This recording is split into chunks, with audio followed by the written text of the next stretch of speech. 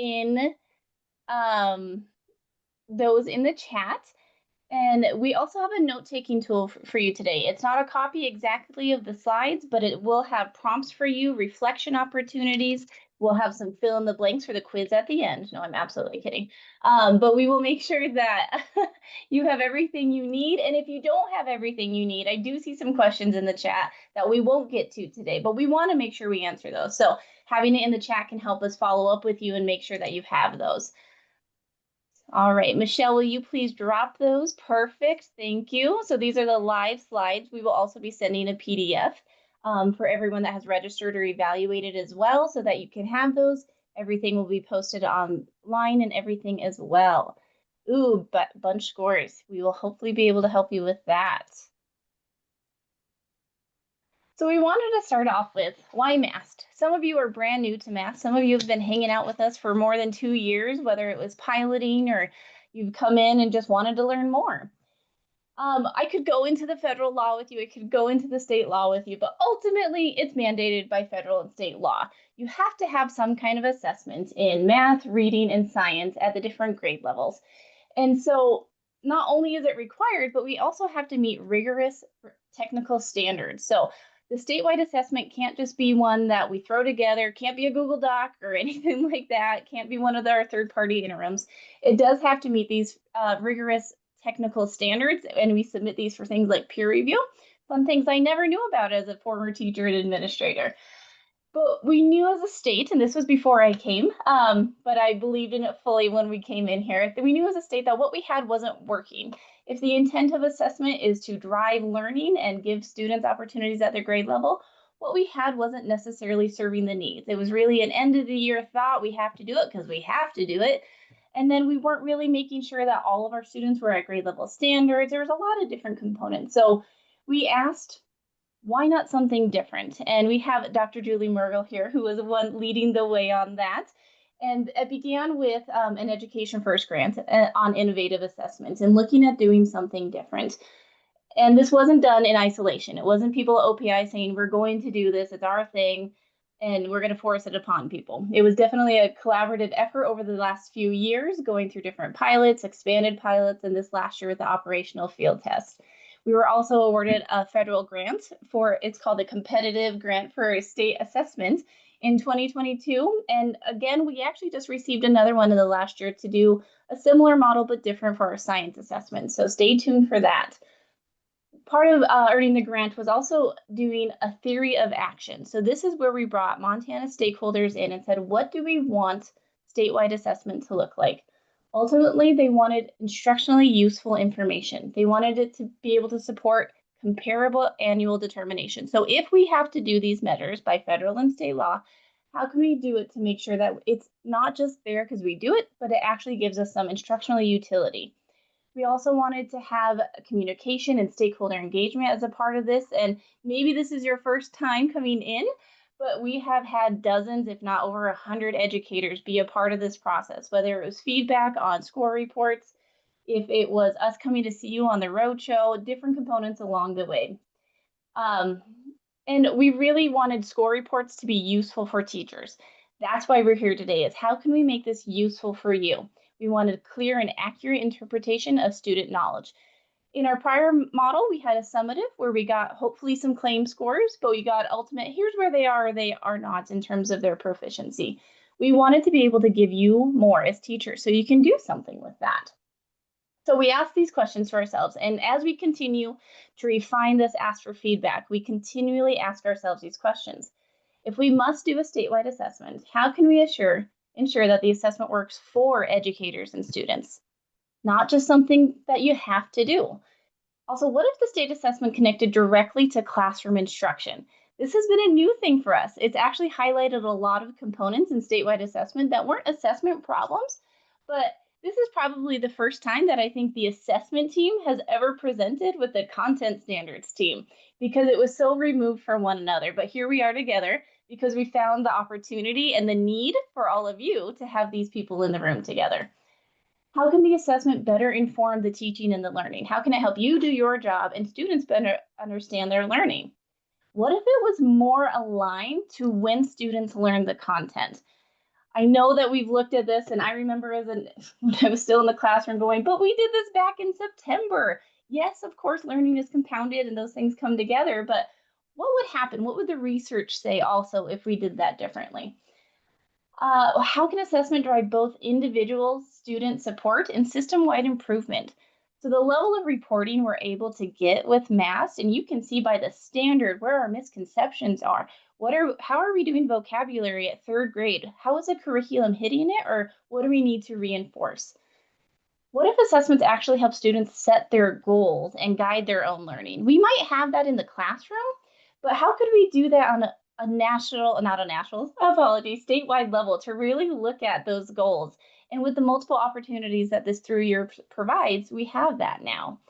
And what if the state assessment could be integrated so naturally into the classroom that it reduces student anxiety? That we think of the wellness of students when it comes to a statewide assessment. I don't know if that has ever been said before, but what if? What if that's what happened? And we're happy to say that our research is showing that we're getting there.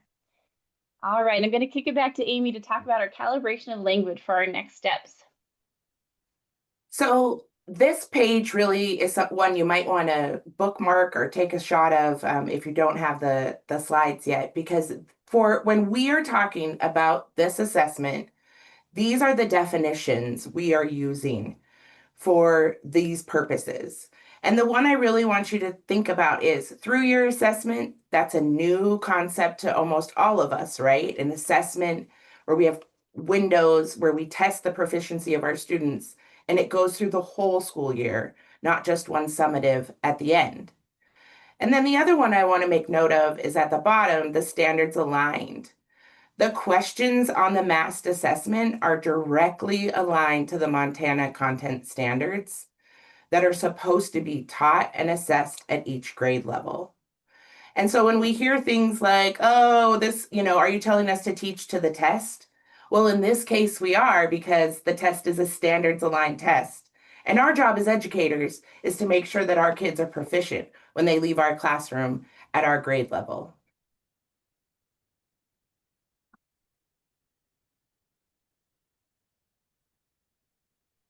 Okay, so along the way, I've said feedback, and of course, we've heard the feedback good and bad. And so I like to call out the elephant in the room of, man, what about all these other things? And I want you to know that we are working on these other things. We don't say this is the way it's going to be, just listen and do that. We want your feedback. We want the hard questions because we want to make it work for you. If it doesn't work for you as educators, then what's the point in trying this model? It would be a lot easier to just keep doing what we've always done.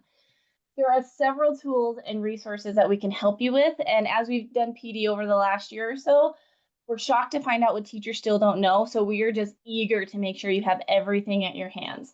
So the first consideration, we overtest students.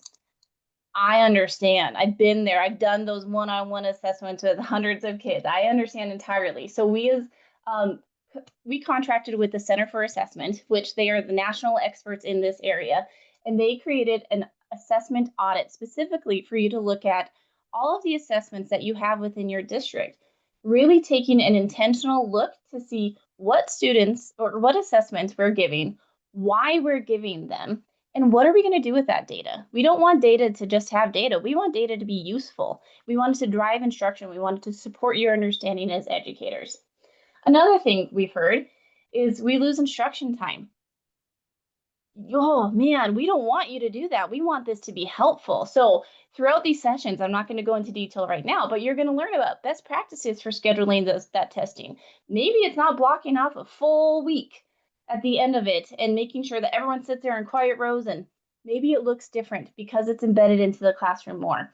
We also have a test timing document that shows you where it's at to make sure that you get there. How much time, if this Tesla on average, like 90% of students got it done in the last 2 years in less than 15 minutes, how can you make your schedule work better for you so that you don't feel like you're sitting there for 50 minutes waiting for that to happen? Another one, our Testlets and our schedule doesn't align with what we're teaching. I don't know. We were very surprised, and I actually might have you drop something in the chat here for me. We were very surprised that a lot of educators didn't actually get to have input in the order of their standards throughout the year. So in math specifically, which we'll show you in just a moment, Each district and actually each school gets to decide the testlets that they have in each window. And with those testlets, we have test specification guides. We have testing blueprints that shows those exact standards. It tells you the themes of the performance task and the ELA components. It shows you all those pieces.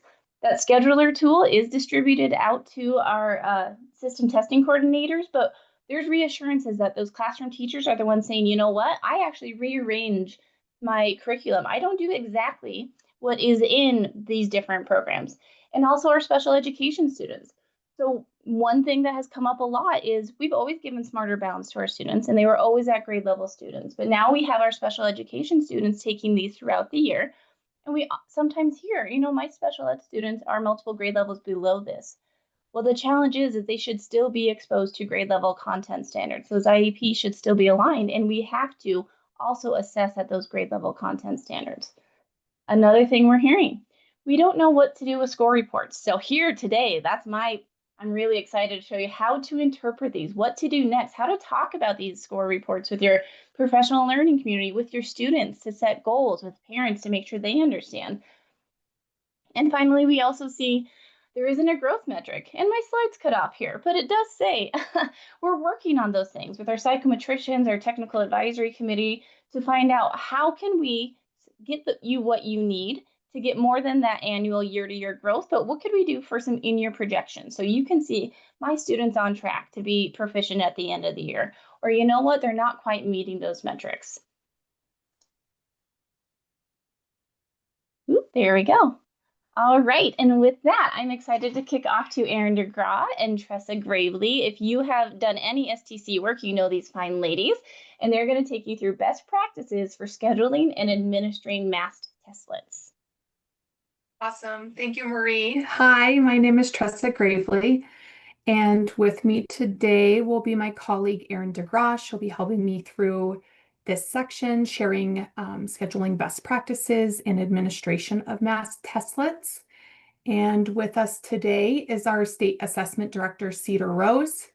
And with that, we'll take a look at the MAST design.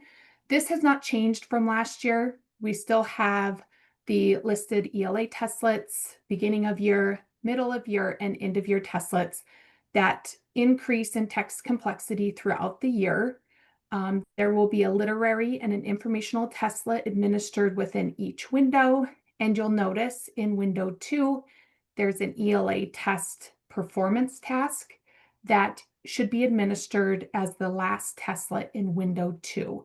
Now, these testlets are fixed. They will not be scheduled at the district or school level. These are the same for all school districts across the state.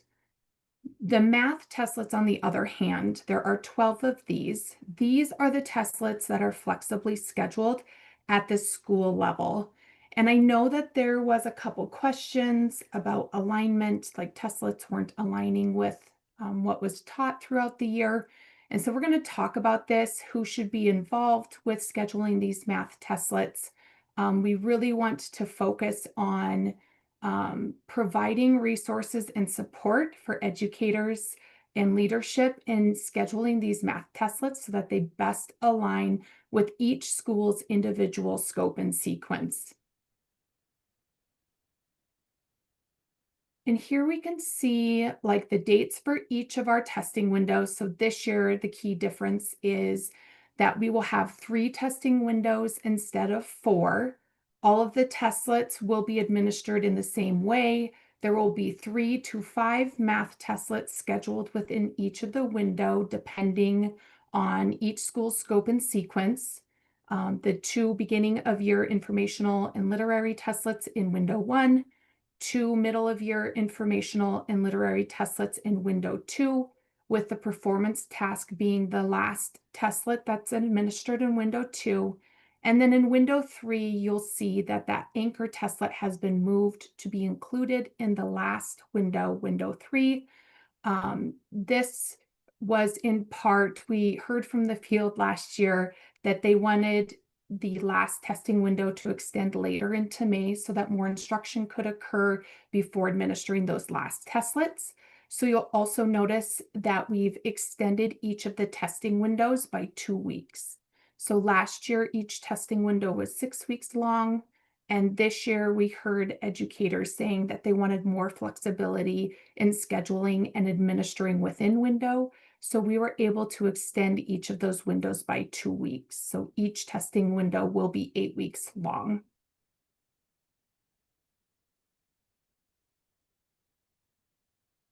All right, let's take a look at who should be involved with Testlet scheduling. So the Waypoint Scheduler tool is loaded with a system test coordinator. The system test coordinator from there is able to manage users within that portal. So scheduling can occur at the district level, or system test coordinators can delegate scheduling to the school level. But either choice that is chosen, scheduling should include building test coordinators, instructional curricular leaders, and teachers. And we'll take a look here in the next couple slides, some resources that can be used to help gather feedback in the order of testlets to be scheduled throughout the year. Some questions that can be asked within your professional learning groups, some discussion on if there was any curriculum changes in this upcoming school year in your district. How well did math testlets align to instruction last year? Were there testlets that needed to be administered earlier, or testlets that should have been moved to a later testing window? And then how will moving from a 6 to an 8-week testing window impact your scheduling? So these are all questions that you can be thinking about, questions that you can be asking your teaching partners, leadership, as districts start looking to schedule testlets for this upcoming year. Just a reminder that the deadline for submitting testing schedules will be September 15th. We will also share the OPI assessment help desk information should you have any questions with scheduling or need support in getting into the scheduler tool as a system test coordinator. Feel free to reach out to us. And with that, Erin, I'll kick it over to you. Yeah, thanks, Tressa. Good morning, everyone. So I wanted to go back just because I'm reading some of the chat, those discussions around scheduling that didn't always match, etc. This is why we wanted to share this kind of peek behind the curtain, how scheduling works. So if you kept notes last year, it seems like a lot of you did as you're putting comments in the chat. Those are pieces you can bring to your site administrator or your STC to say, hey, that didn't really align as well as we wanted it to. Can we move some testlets from window 1 to window 2 or vice versa? Also keep in mind as you're thinking through that and having those discussions that you have 8-week windows this year versus 6 weeks. So there's 2 weeks built in there for more instructional time and assessment time. What students are saying. So we did some research last year. We surveyed students within the KITE portal, and students overwhelmingly liked to take smaller tests over the year instead of one big test at the end. And you can see that on the left-hand side, that they thought they learned more and that taking testlets like that could help them learn. So I always think it's important that we keep the student view in mind also as we're working through these changes and what that looks like and feels like in our classrooms. So next up we share this slide a lot. As teachers and educators in the district, what does it look like to schedule testlets within Windows? So a lot of us have started, we're starting today, some of us, and we'll be starting in the next week. We're going to have instruction from now till October 13th when the window opens. We call that out of window instruction that's going to take place. Once that testing window opens, you can immediately assess those standards that were already covered that are included in those testlets. Window opens October 13th, maybe October 14th, you're giving that first math testlet from a unit that you taught. Maybe you have your ELA scheduled for the next week. Whatever that looks like, there's flexibility on your end as a teacher in your classroom when you want to give these testlets to your students. So you'll give the assessment, you'll receive and use those score reports. We'll be talking about that later today. And then you'll start to instruct on new standards and enter right back into that cycle again. So I think as we start to rethink our assessment rhythms in the classroom, that we're not waiting till end of the year, shutting everything down for 2 weeks, how can we start to build those new rhythms in our classroom? And this is a great picture to keep in mind as you do that. So some best practices that we heard from the field and we've kind of brainstormed on are before testing. So up until September 15th, when the schedules go into scheduler, collaborate with your school and district as grade levels, depending on the size of your schools and districts. But what is going to work best for your grade level? Because those can be assigned at the school level. Thinking about, again, administering as close to instruction as possible. What a great opportunity for students to show what they know. I learned it and I took the testlet on it. Thinking about spreading out testing throughout the window, breaking that summative end of year mindset. We don't have to wait till the 8th week. We can start as soon as the window opens, building those new assessment rhythms into our classrooms. And lastly, plan for makeups. And on this next slide, I kind of built that out. Plan for makeups. We know students will be absent. We know there's going to be little blips in our schedules, snow days, students are sick, family vacations, whatever that looks like. So start thinking ahead how you can plan for makeups to occur in your classroom. Is there a time when the rest of the class will be working quietly on a reading project? You could give a math testlet in your classroom and a student could complete that. So remember, students do not have to leave the classroom for makeups. We don't have to send all makeups to the cafeteria the last week of testing. We can build that again into that new assessment rhythm that we're thinking through. And if we start planning for that now, like, oh, I do have a silent reading block or something, I can build that in. And I'm going to go back to Tressa for some of our tools to help with this. All right, thanks, Erin. Yeah, so as I was sharing earlier with who should be involved with scheduling testlets, we have some resources that will be dropped into the chat here. We have the math assessment specifications document.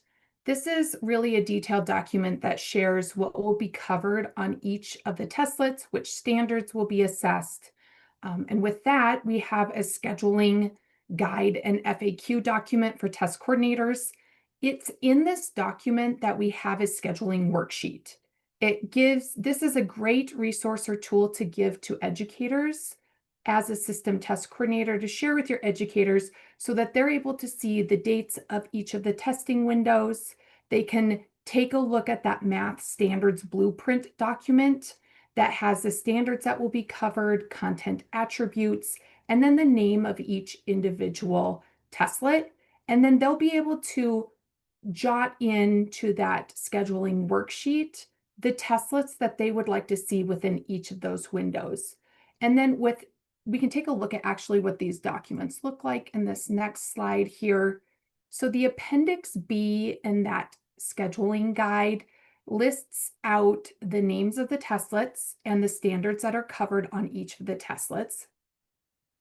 In the upper right-hand corner of this slide, this is that math scheduling worksheet that can be given to educators to have input in scheduling and aligning testlets with their individual scope and sequence. And then bottom right is a listed of what the math standards blueprint document looks like. You'll notice that it shares much of what's shared in that Appendix B, the only difference being that it does include additional content attribute information.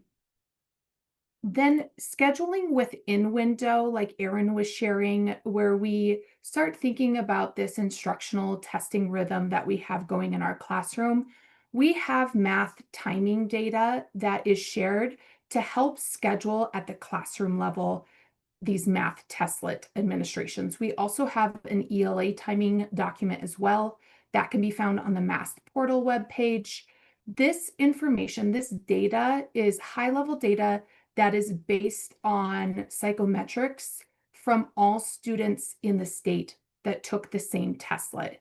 So you'll notice that it shares 50th percentile, 80th percentile, and 90th percentile of timings to give you a range or an idea of how much time can be set aside in your classroom when you're scheduling testlets within window.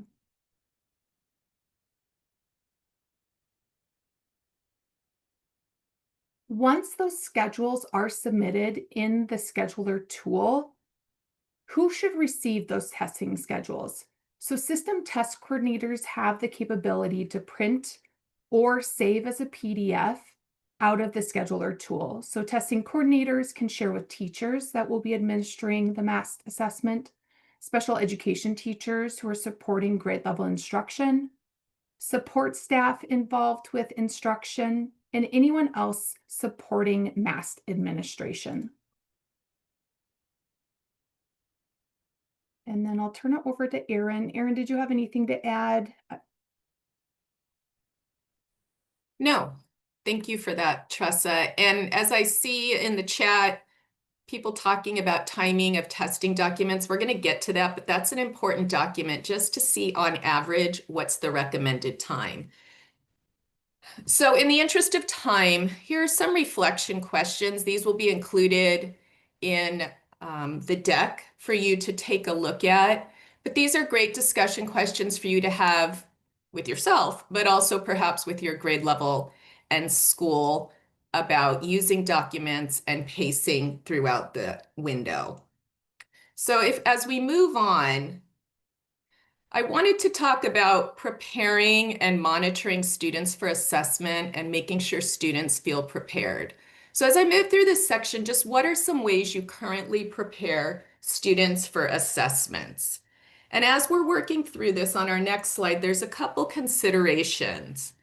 For any assessment, but as we're learning more about MAST today, how do we invite students into goal setting? How do we encourage student agency about their learning? Do they know where they're going in the steps? So as we're working on a math unit or an ELA concept or standard, how can we bring students into that? And I just always love to come back to growth mindset with our students. SMART is not something you're born with, it's something you can be, and always encouraging that with our students. And then thinking about, as we move into MAST, do students know the purpose of the assessment? Now that we're trying to weave it into that 8-week window, really helping students understand it. This year we have a new practice test. So that's exciting because we can use those practice tests to familiarize students with the format and the tools. We can project it up onto the whiteboard. We can let students work in small groups. So many ways we can use the tools for this. And lastly, and I know we're going to talk about this later too, using the rubrics that are on the MAST portal to prepare students for the writing performance task, another helpful tool that we have for you. Great quotation that I heard at an assessment conference. They didn't use the word testlets, but testlets should not be a surprise to students, either in content or format. So as we're teaching standards, it won't be a surprise because they know the content and we're using practice tests and tools to help students acclimate to that. The next couple screens are going to show you the tools that are available for students. These are in their toolbox that they can access during the assessment, and thinking through how can these help students to support their assessment test taking. And the next one shows our new the practice test that we have. We've opened it up. There's going to be grade banded. That's on the next slide. These are going to be grade banded for ELA and math. So students will have an opportunity to use the tools with content that's a little closer to their grade level. So a 3-5 band, a 6-8 band, but it'll have passages in the ELA and math items. So this should be very helpful for you as you're working with your students. And then Tressa, do you want to grab this next part? Sure, Erin. Thank you. I know there was a couple questions about the practice test. So these content grade banded practice tests are new this year. We did not have those last year. Last year, we just had the technology practice tests where students were able to log in and become familiar with like the tools and navigating the platform. So this year, those grade banded content practice tests are new. All right, so with that, let's talk about supports and MAST testing. So we do have a support document for the assessment. It's called the MAST Accessibility Guide. It details the universal tools that are available to students. So the universal tools are tools that are available to all students taking the MAST assessment. These can be found in that Kite student portal toolbox that extends from the left-hand side of their screen. This includes some embedded tools such as the calculator. The calculator is 6th through 8th grade specific, and the calculator that should be used on the Testlet should be the embedded calculator only, unless there is an expressed need of an external or non-embedded calculator within a student's IEP or 504. In addition to the calculator, we have highlighter, notes, striker tool. Some non-embedded universal tools include breaks and scratch paper. We have designated supports, color overlay, answer masking, noise buffers, medical support, separate setting, or accommodations that are reserved specifically for our students with 504 IEP, such as speech to text, which includes the ELA passages, and signed items for American Sign Language, Braille forms, scribe, or paper form. Some considerations with implementing supports with testing. Just a reminder that accommodations must be included in a student's IEP or 504 plan in order to be set in Kite. Any supports or accommodations should mirror the regular learning and testing environment for students. MAST testing shouldn't feel different for students. If you notice that a student does not have the proper accommodation or designated supports set, or they're set improperly, stop testing right away. Pause the testing, log the student out of the Kite student portal, and then contact your building or district testing coordinator immediately to get those supports correctly set before resuming testing. Educators are able to review student PNPs. PNP stands for Personal Needs Profile. This is where student accommodations, designated supports, and listed universal tools can be found. So educators with a teacher role in the Kite Educator portal are able to see that summary page. They're able to verify that their students that should have accommodations or designated supports are correctly set by checking those embedded selections and the non-embedded selections. If there is a discrepancy that's noticed, as noted earlier, don't administer Testlets to students until you've reached out to a building or district level user to get those correctly set. And Erin, I'll kick it back over to you. Yeah. One last piece before assessment, and I'm seeing the comments, and we've had lots of phone calls and chats with the field, is some of the Testlets taking a long time, especially math. So we worked together on a type of script that you could use ahead of time with your students with any assessment. So class, let's review some tips for working through math or ELA Testlets. Remember, if you know the answer, just mark it and you can move on. So many students they know the answer, or can you answer the question in a couple of minutes, then go ahead and figure it out. Do not know how to answer the question, mark your best answer, flag it. You can practice that in the practice test. Students can flag questions to come back to, and you can come back at the end and review. I think we all know from experience, even with ourselves, that sitting and staring at something for a longer and longer time does not help us answer it correctly. Sometimes moving on and coming back is helpful. And this is something you can do as a teacher. You're not coaching on content, you're coaching on how to take an assessment and help students move along and be successful. So our next set of slides here as we finish up is on during the assessment and monitoring. So think about how you monitor during these MAST assessments last year. And as we go on, one thing to consider, and we've talked about this, is setting some time boundaries. And that can be using those timing documents, letting students know this testlet should take about 20 minutes. So we're going to have half an hour, and kind of helping students think through that there's that boundary on it, because we want to make sure students are completing them in a timely manner. So we can check those timing documents.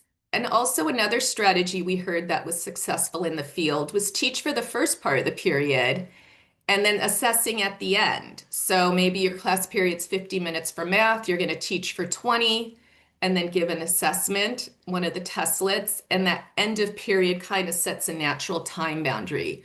So remember, untimed doesn't mean unlimited, and we do have to make sure students finish it, but we can help set boundaries on that. And this student reflected on that towards the last half of his quotation. I can normally finish before class period is over. Then I don't have to worry about finishing them, and I can focus on a class assignment. So I loved that insight this student offered to us as we think about monitoring that in our classrooms. Also actively monitoring to help students. Walking around and checking student progress. We have those students that sometimes take too long. If we've done that script, I can walk around and say, hey, Amy, seems like you've been on this question for a while. Let's mark it for review and come back to it. Again, I'm not coaching content. I'm just helping students during the assessment. Students who are rushing, encouraging them to slow down as I'm walking around. And I'm looking at Amy on the screen. So Amy, you're on question 10 already, and we kind of just logged in. Maybe we can take our time and go back and check some of those over. And from the field, another built-in way to help monitor those fast finishers is students raising their hand when they're done. Before, it's a two-step process to submit the assessment. That's another natural boundary to help students perhaps go back and recheck their answers if they finished very quickly. So just a few things to consider during the assessment.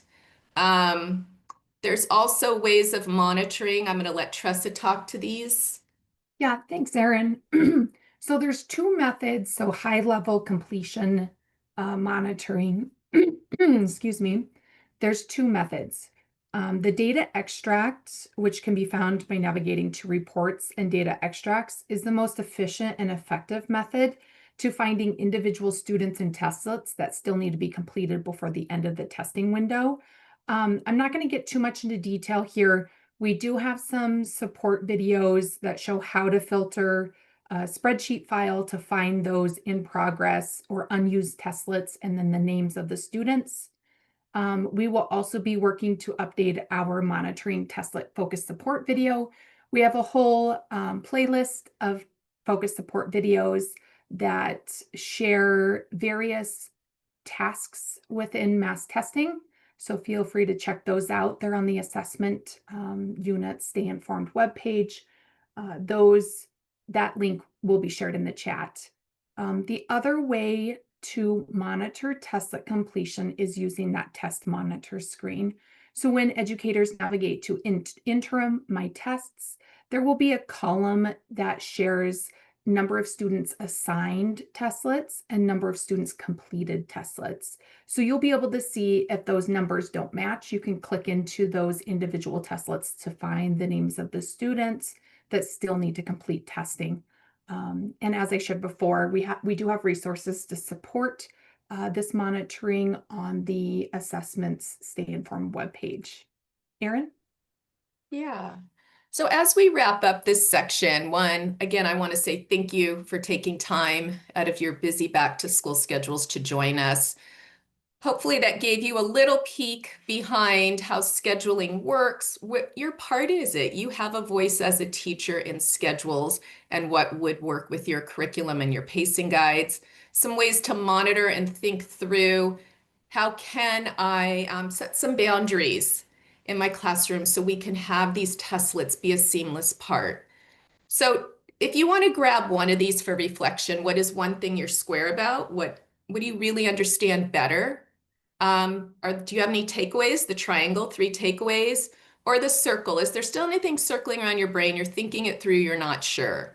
So I'm going to give everyone a minute as we close this section. If you'd like to drop it in the chat, we would love to see your thinking on this, and we'll give everyone a minute to think and drop that. Thank you again.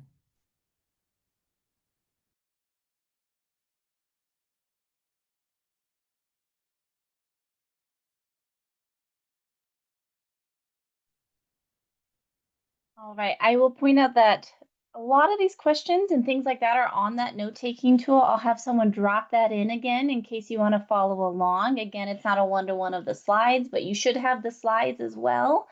Thank you for dropping in your reflection on that, or even if you just want to take it on your own notes. We will be moving into score report access and interpretation next. And thank you for the team. Keep asking questions. Hopefully they'll get all of those. But remember, if you don't get your answers today, please reach out. We want to make sure that we help you out. All right. So there are several different reports, some that you may not even know, and you might be new to this. So of course you really may not know. On your handout and on slide 44 here, we go over the different Testlet reports, which are those individual Testlet students take, as well as the summative reports, which you have not seen yet. So no panic there. You will see them coming soon. So the student testlet report is available weekly. So when I say that, if a student tests on a Monday, that following week on Thursday, you can anticipate to get that report. No matter what day in that week, Monday through Friday, it will be the following Thursday. So you can kind of think about that when you're scheduling out your testlets, like Erin said.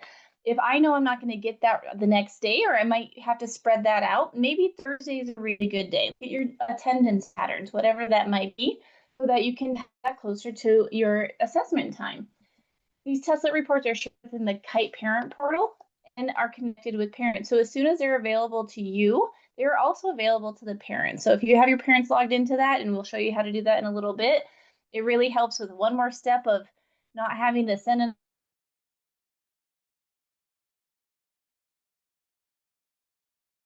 people realize that those are hand scored. I actually got to talk to the lady not long ago who she literally read every single child's entry in the entire state, which made me go, holy cow. But because they're hand scored and they start as soon as they're submitted, we expect those 2 weeks after the close of window 2. And I want to remind you, this is in comparison to even pre-pandemic when we actually had those performance tasks. We weren't getting the results of those performance tasks until the following, either way late in May or the following fall. So now the intention of having that in the middle of the year so that you actually have some instructional utility with those performance tasks. Really exciting for us. Hopefully for you too. You get some information before it's too late and those babies go off to the next teacher and you're like, oh, I just need 3 more weeks. Then the classroom Testlet report is also available weekly at the same time you'd get the student ones. Obviously, if you have some spreading out, that would change depending on how many students you have in there. And last year, we were not able to get the school Testlet report and the district Testlet reports until after that 3rd window. This year, they are going to be available after every window. So after that 1st window, you'll be able to get a school and district level Testlet report. On the right-hand side, you'll see the summative reports. One of the beautiful things about MAST in general is that this is a Montana-made assessment. When it comes from range finding to find out what a proficient student looks like in the performance task, or also we did a standard setting just a few weeks ago, and I think I've seen some people on here that were a part of that standard setting, where Montana educators are the ones that help support. What does a proficient student look like? An advanced proficient, a partially proficient, and a novice student. So it's not OPI saying this is what it is. It's a lot of time and effort in looking at how students did on every item and spreading those out and seeing what is a proficient student in Montana. It's one more beauty of our assessment here. We are working on finalizing those cut scores with our teams, and then we will have student summative reports available in October. It's exciting. And then we'll get the following year, we're anticipating it will come out much sooner than that October date because we won't have to do standard setting next summer. Same thing will come with the classroom, school, and district level summative reports. And I'll show you what those look like here in a little bit. So in general, with any score report, let alone MAST, we know that each score report provides just a snapshot on how students are doing in the classroom. You guys know your students when they walk in, and the beauty about MAST is it might be statewide assessment day, but you as a classroom teacher and test administrator can decide, this is my favorite go-to. There was a dog on the playground this morning and they all came in crazy after recess. So we're actually going to take an extra day and we're going to do this tomorrow during our session. We're going to review one more time. We're going to keep moving through our standards and our instruction. We don't have to pause everything and waste a learning day because of that. We can have that flexibility. We also we know you know this, but score reports are meant to support your professional judgment, not replace it. While we know this assessment is technically sound, it is valid, it is reliable, we have done all the technical parts of that, it is just one picture of your child in your classroom. Also note that just like we would with any good assessment, you need multiple measures and it should be considered along with other information. So we've heard of some districts who have taken away their unit tests. They said our unit tests for math, they were standards based. You're now doing that for us. So we can actually remove some assessments. Well, they use something like that assessment audit tool to help them make that decision. Another great thing to know is just because they have, let's say we're in the lower band on this last year's assessment, you have to acknowledge that every item has different complexity levels. They're worth different amount of points. They were more challenging, less challenging. And all of these pieces don't mean that they are 100% proficient or not proficient at that. It is just that student's performance on those items. And we've dropped this in there before, and we'll grab more links for you, but you can always refer to those assessment specification documents to understand what that different complexity levels on those questions are. And again, we always go back to kids and why do we use these score reports? What use are they for us? And in that survey that we did with 36,000 students across the state, one of the questions we asked was, do you look forward to knowing how you did on the assessments? And I was blown away. I honestly didn't know, because with Smarter Balance, I don't know how many of my students ever actually knew how they did, except when they got that letter at home in the phone and their mom or dad said, hey, what'd you do here? So if you look at this here, 82.5% said yes, they want to know, whether it's the 48% or almost 7,000 students saying they wanted to improve. And another almost 5,000 students, yeah, I want to know, but because I'm curious, like that, if that data doesn't tell you we should share score reports with students, I don't know what will. So it's pretty fantastic. And then of course we have our students that'll be like, I don't care. You're just going to have those sometimes, but maybe if we start goal setting and incentivizing those things with them and them seeing the value in their learning, maybe we'll bump that number up a little bit more. We could only hope. Another question was, do you learn better if your teacher uses your score report to show you where you are doing well and where you can improve? And the big highlight for us was, wow, we had over 5,000 students that had never seen their score report. So given this was after the second window, so they had a minimum of 6 testlets in math by this point, and 4 plus the performance test and ELA. And so as we looked at that first slide saying, I really want to know my score, I want to know how to improve, or I'm just curious, but over 5,000 of these students said they had never seen them. So we have opportunities here that maybe we didn't realize in the past. Maybe teachers didn't know how to get to those score reports. We just want to make sure you have the access because our students want to see them and they want to know how to do better. We could talk about growth. All right, now we're focused on proficiency, but I'm going to show you something we're working on that's coming your way soon.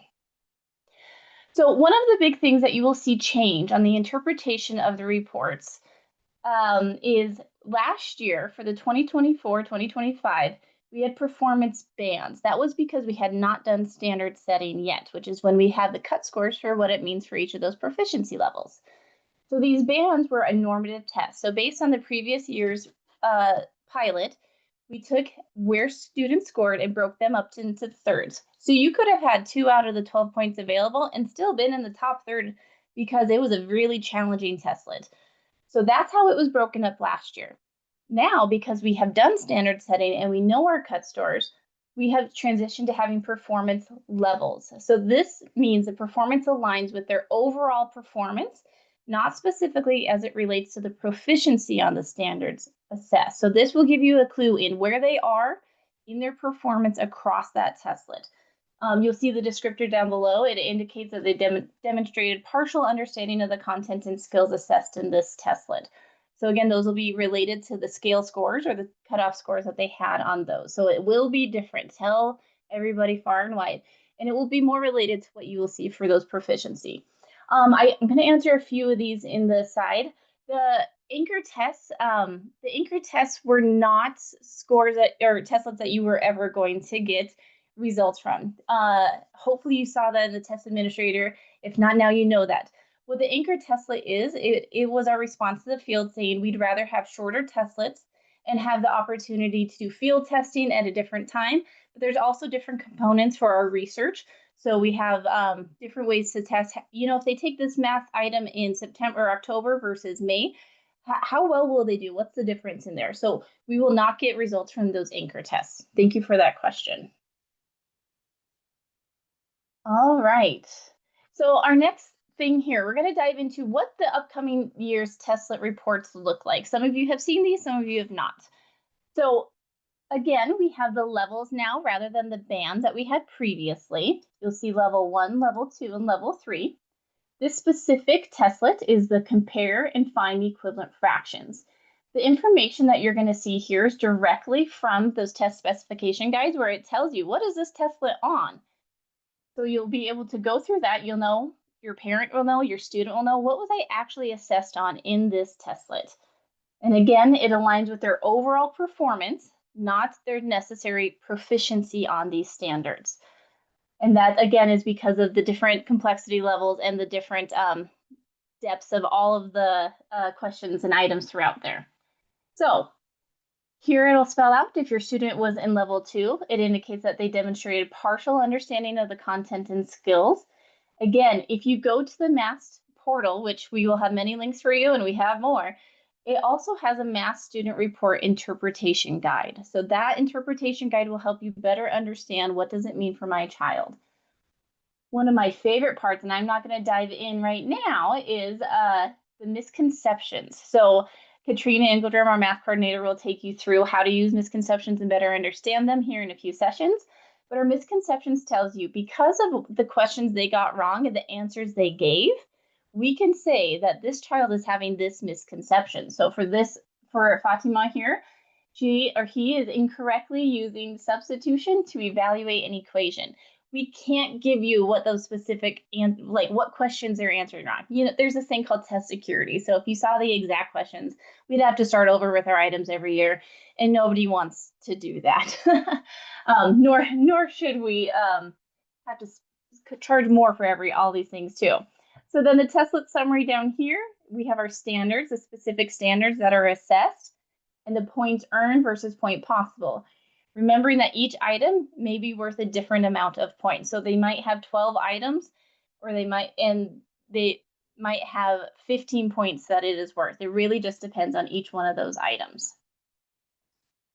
On the bottom part of this same testlet report, you actually get item level information. So you don't get the actual item itself, but you will be able to say, this question evaluates student understandings of sequences and series. So they got this incorrect, and this is the standard that they got incorrect. So it breaks it down within that item. You'll even see how more specific it gets rather than that broad standard. So a lot of information we can use. Man, I have 12 students with that misconception. What do I need to do? What is the curriculum missing? What review needs to happen? And that's where the beauty of the classroom testlet report comes in. Natalie, that's a great question. We have a few years for that transition to happen. The new math standards don't go into place for another year.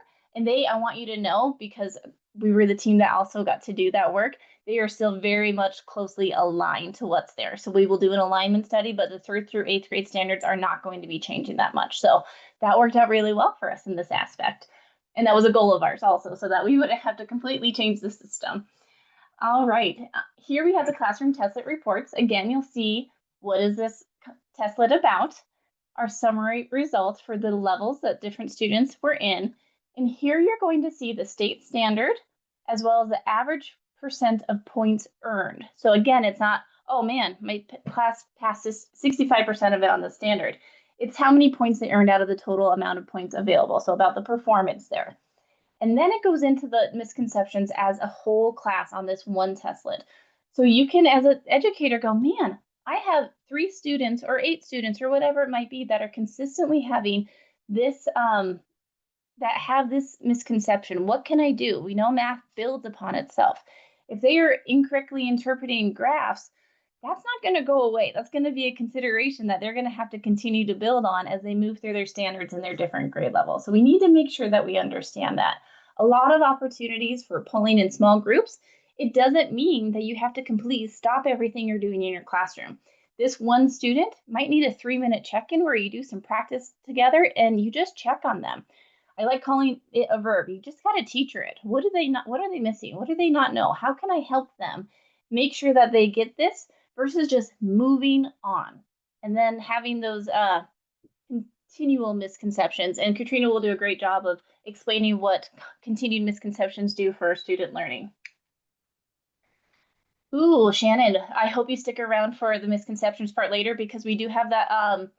That is just the coding that they do to tie back to them. But in our test specification guide, we do spell out what are all the misconceptions by grade level so that you can see what those align with. But that's a great question. It's just our coding to make sure how that linkage worked out to track those misconceptions. And it's spelled out more like you saw on that last report right here. So this is how we link this MEO5 misconception is for this one in that description and continued there. Hopefully that helps you there. All right, and then when we move down on the classroom testlet report, you'll see here's how all my students did, and then you'll also see those misconceptions lined out there. So you might already know, man, these 3 are in the same math group. They have the same misconceptions. It could just be something quick I need to do, or it could be something that we need to move, just track and just monitor for the time being. We are going to do a flood the chat. So we're going to start getting into breakout rooms for our next few sessions. I want to make sure we have some answers. So which insight from the math score reports excites you the most about supporting student learning? Yes, we will get there soon, Corey. Which insights from the math scores reports excite you most about supporting student learning? So I'm going to wait to get at least 10 entrants or submissions into our chat.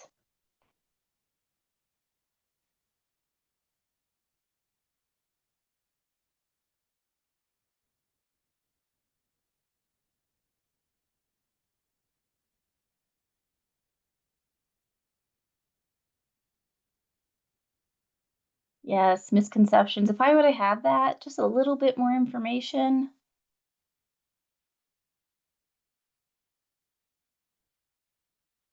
And I think of on a school level too, if you all have the same curriculum and you're all teaching it every year, you can now go, man, this same misconception continues to come up. What does that mean for our curriculum? Do we need to do some supplementing here? What's happening? Okay, I was hoping I'd see a lot of misconceptions, but all right, we're going to move into student testlet reports for English language arts. Again, we have a similar model, but different. We've heard many times, I wish you could do misconceptions for ELA. We don't quite have that. That's a little bit different linkages that they'd have to do on those items. And ELA is just a different beast, let me tell you. So again, you'll see that we're going over to levels rather than the bands from last year. That is also based on their grade level expectations, based on their performance. Again, our MAST student report interpretation guide will spell out all of these things, and we also have it available so that parents can understand those as well. The difference with ELA resides in the clusters information that you will get. So here we have the 5 different clusters within these standards: key ideas and details, craft and structure, integration of knowledge and ideas, knowledge of language, vocabulary acquisition and use. So this is the same on all of these throughout the school year for ELA. So you will be able to watch how many points they're earning in craft and structure, in knowledge of language, in their vocabulary. And you can go, man, Joseph's really having a hard time with vocabulary. I've seen it on 4 testlets now. I have another 3 months that I can really, he might need some interventions here. And it could be that clue to you that you need to do some diagnostics. You need to really dive into why is Joseph having a hard time in this area. When we go to the bottom, again, we have that item level by standard, what they got correct or incorrect on each of these questions. Again, you can't see those questions, but you can know they are or are not using the Greek and Latin affixes, which again goes to that vocabulary. Now I know it's not just vocabulary. We're looking at those affixes. What do I need to do on prefixes and suffixes to support this child? What language knowledge do they still need to understand that? And again, this kiddo, partially correct also on general academic word or phrase in a text. So yes, you have that first indicator of vocabulary, but now you can break it down even further. It's good to know, like Tressa mentioned earlier, we have a literary and informational passages throughout for each one of those windows. So you'll have a beginning of the year, middle of the year, and end of year. So you can look at those based on those genres as well throughout the year. As we get to the classroom level report, you'll now see the average percent of points earned for each of those domains. Man, we're, as a class, you can go right here and feel some confidence. We're really understanding craft and structure, integration of knowledge and ideas. Something's going on with key ideas and details. If I only have 60% average points here earned, how can I not change anything necessarily about my curriculum or anything, but how can I emphasize key ideas and details in the coming months to make sure that we are amplifying that? It doesn't change your curriculum. It doesn't change your program. It doesn't even change your resources. It changes how you utilize this information for instructing students in the classroom. Again, vocabulary acquisition might be a monitor. 80% is not bad, but what are some little things I can do with the same vocabulary plan I had for the year as a teacher to just make sure that tier 1 instruction is very strong? And again, you'll see their performance levels at the bottom with the level 2, 1, and 3, and the summary results as well. The performance tax. Now, I'm not going to go in too deep here. That is what Claire is here for today, but I want to make sure you better understand these reports, and I want to calm your nerves a little bit. Something we realized this year is we, as a state, have not seen students' written scores in a long time. And this is not an uncommon thing to see that students really struggle in this area. Remember, about 40% of our students are showing proficiency in reading. We shouldn't necessarily be surprised about what that looks like on the writing side of things. So it is information we now have in the middle of the school year specific about student writing that we can do something about. So I'm really excited for what Claire has for you and what you can do about it, but I want to make sure you understand what this report has. So on this left-hand side, and I know it's a little blurry, I tried to grab a better screen grab, and it wasn't liking me today. But we have our dimensions, which includes written expression organization, written expression purpose and development, and knowledge of language and conventions. You'll also see the description that summarizes the key characteristics of these things. And I know a lot of people don't realize that this is all also explained on the rubrics that were provided for the performance task. If you didn't know that, you're going to know that next year. You're going to be able to utilize those tools to intervene in your classroom and help support students to make improvements in their writing. And then there's scores. What is it? I believe my next one actually shows it a little bit better on the classroom level. Yes, okay. So here you'll see those same areas: written expression with organization, written expression purpose and development, and knowledge and language of conventions. Now this is broken up a little bit differently because it's based on points earned. I want you to notice that this is a total of 8 points on the entire school year for English language arts. So hopefully that also gives you some ease. When we have over 100 points in all of it that build up into our summative score, it's 8 points. Are they important points? Absolutely. We want our students to be strong writers. We want to help make sure that they get what they need to be strong writers. But it is 8 points, so we can take a big breath there. Here you'll see how it's broken down and color-coded on each of the students within that classroom report. So here she got a total score of 5 out of 8. That these rubrics will line up to show you what does it mean for a student to get a 2, a 1, or a 2 in these different areas. So between that and the rubrics and the test specification guide, I hope that you really have some opportunities to utilize this information better for your classroom. And then here we have the school Testlet report for ELA. So again, these are going to be available after every single window. And maybe as a classroom teacher, you might not use this one that often, but if I have curriculum directors in the room, if I have principals, if I have interventionists, this might be a tool that you really, really use to think of the bigger picture. What do we need to do for our grouping? Does a certain grade level need more support for interventions? Does the tier one just really need to get down to those foundational level information? But this will really help you identify throughout the school year, where are we having challenges within our ELA performance? So again, we have our cluster information, craft and structure, we're doing great. Integration of knowledge and ideas, we're doing wonderful. What's happening here with key ideas and details? If I have 114 students here total, and I have 60% points earned on that one, that is a bigger level discussion. That's a grade level discussion. That's a school level discussion. What do we need to do to look at these things to support that? What is our curriculum missing? Again, you'll see that with knowledge of language and the vocabulary acquisition.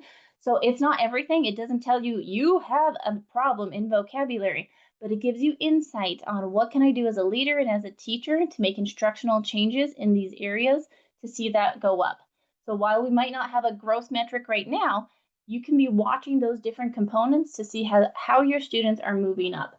And again, you can also see this by class. We don't want this to be an opportunity to be like, oh, that class is struggling again. We all know we have apples, oranges, and kiwis walking into our classroom, and they are all at their own levels when they get there at the beginning of the year. This is not to do that. Maybe you're piloting a different curriculum. Maybe you have a teacher that's really strong in writing. Maybe you're just passing kids around and doing stations or whatever that might be. It just gives you more information as an instructional leader for what to do next. And here you'll see the school Testlet report for math, which again, we just bring that information and move it up to the school level. So when we talk about those misconceptions, there's more misconceptions in this for all of math for third grade, but these are the 4 misconceptions that are coming out and the amount of them. So if we have 61 students with this misconception out of 114 students, that causes you to take a breath and a pause. What is happening here that is creating these common misconceptions, and it's continuing throughout the school year? We also get a look at it at the standard level report and the percents there as well. All right. Here we have the district level, which again is just that next level. So out of 454 students on this specific testlet, we have 50 students that had that misconception. Not as bad as it was at the school level. And maybe the schools are doing different curricula. Maybe there's a lot of different things happening. That's what your instructional leaders can help support with and look at, and just give you one more piece of information to make decisions. I'm all about data-driven decision making, and if this can help you make those decisions versus, we're going to change because someone told us we need a new program, I'm all about that. And again, you'll see the same thing and moving it up as district level ELA report. And it looks like we really just need to look at those key ideas and details for the school. Something's going on there. All right.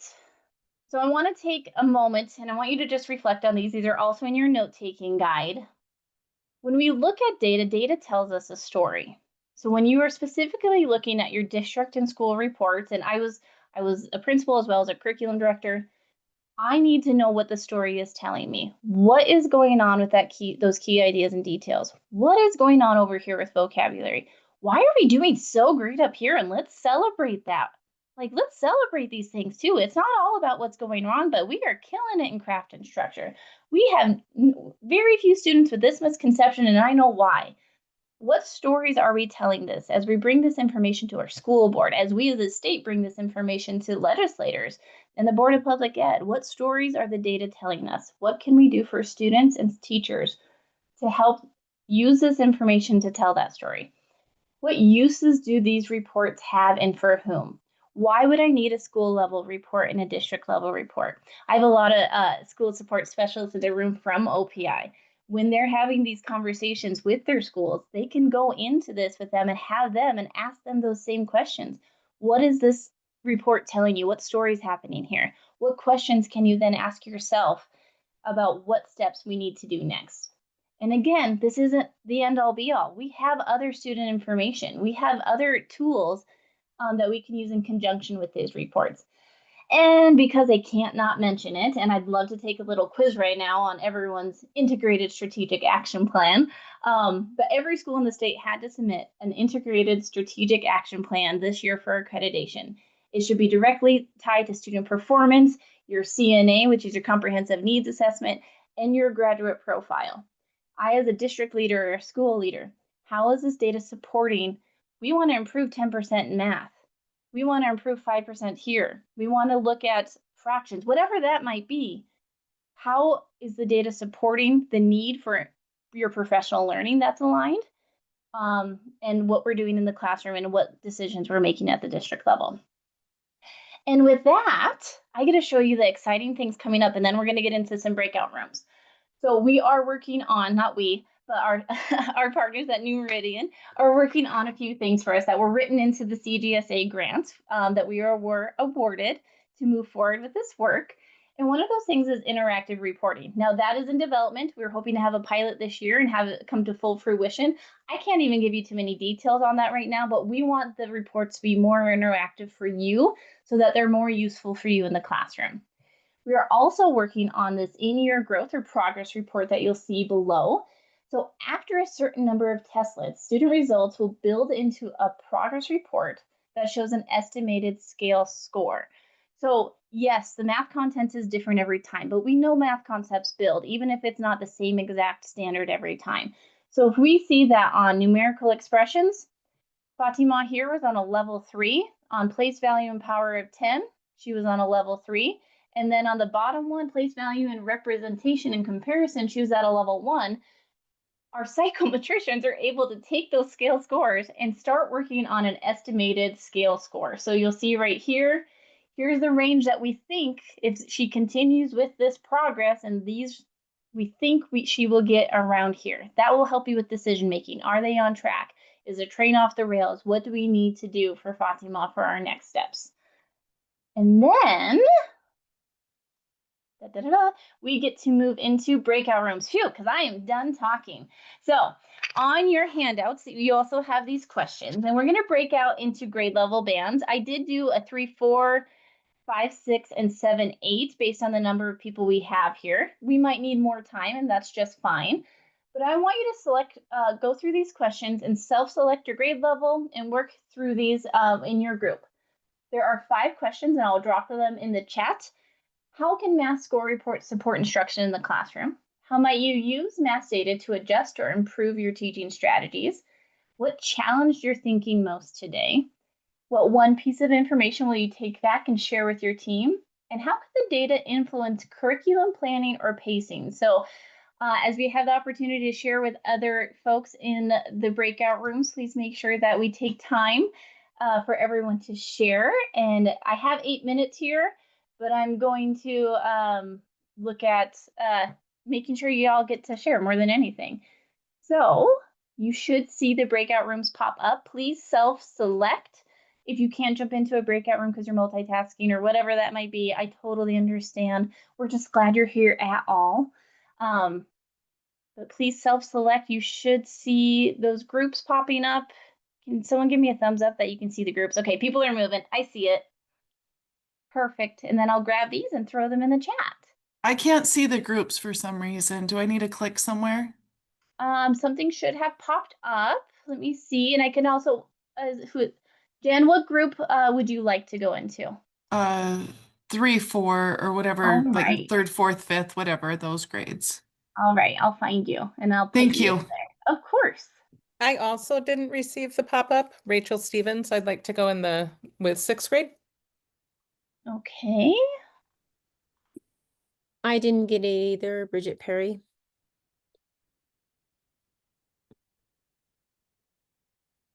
Moving on me. It feels like I'm playing whack-a-mole. What grade would you like, Bridget? 5th through 8th, anything in there. Okay. Thanks. And Tanya Rodriguez goes 3, 5 or 3, 4, whatever. Oh, thank you, Lindy. And also, if you have more on the bottom 3, apparently you can click join a breakout there. Thank you, Lindsay. I wish there was a way to pop it back up again. Hi, this is Jeannie Miller. It came across as Miller J, but I didn't get a breakup room either. 8th grade if possible. Okay. Again, if you go more on those 3 dots, you should be able to find them also.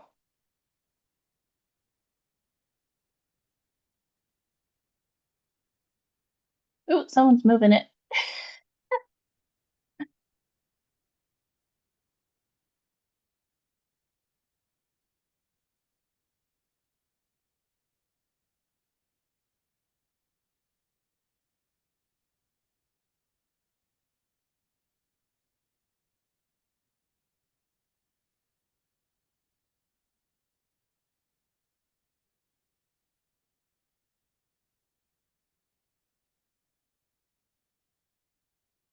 It is also okay if you get put in a room that is not your grade specific.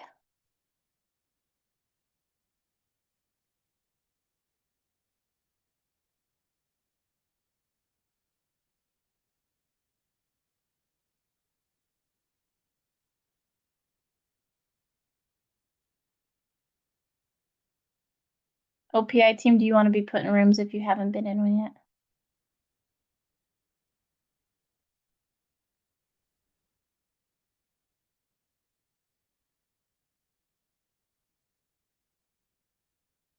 Marie, I can go to a room if you'd Oh, like. Yeah. Wouldn't Did it mind pop up for hearing. you?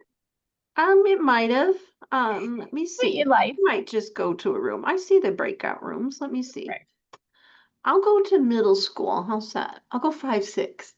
Lovely. Okay. See you in a bit. Yes, sir.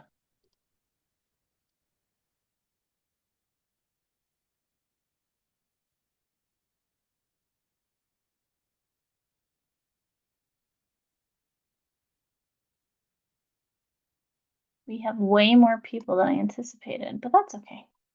We can listen.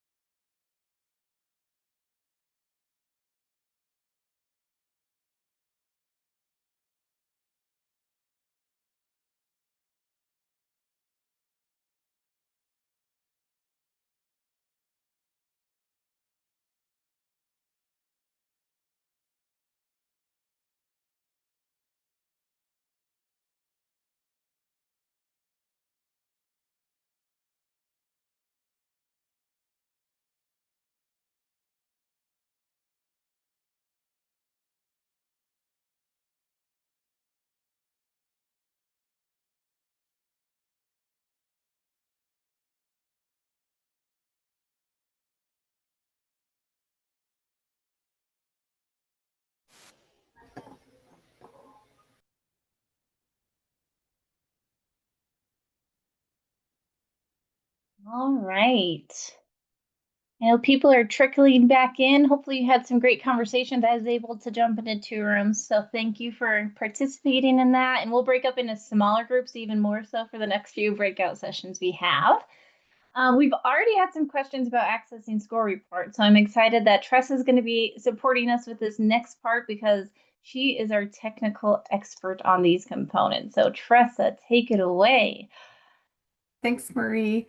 Yeah, so I know that there was a lot of questions circling around in the chat with educators only being able to see those classroom reports. So there's actually a place that we can navigate into to access other reports within the Kite Educator platform. Classroom reports just happens to be the default view. So when you navigate or log into the Kite Educator portal, navigate to interim view results. And then in that new screen that pops up, there's going to be a tab right underneath that blue bar, and it's called Testlet Report. And you click on that tab, and it will give you other options of accessing the classroom report. As I said, was the default view. You can click on Common Bundling Reports, which will take you to a new window where you can bundle reports. I know there was a question in the chat regarding how to bundle reports in better ways. I'll cover that a little bit in the next slide. It's the student reports that you want to click on in order to get to your individual student reports. And then the test status report is a really good report to use if you have student mobility where a student moves in and you're trying to see maybe like why there is not a testlet showing for that student. It could be that this student already took that testlet in a previous window, and it's in this test status report that shows whether or not that student has a testlet available for them to take within window. And with that being said, I can talk through bundling reports quickly. So these common bundle reports are PDF files.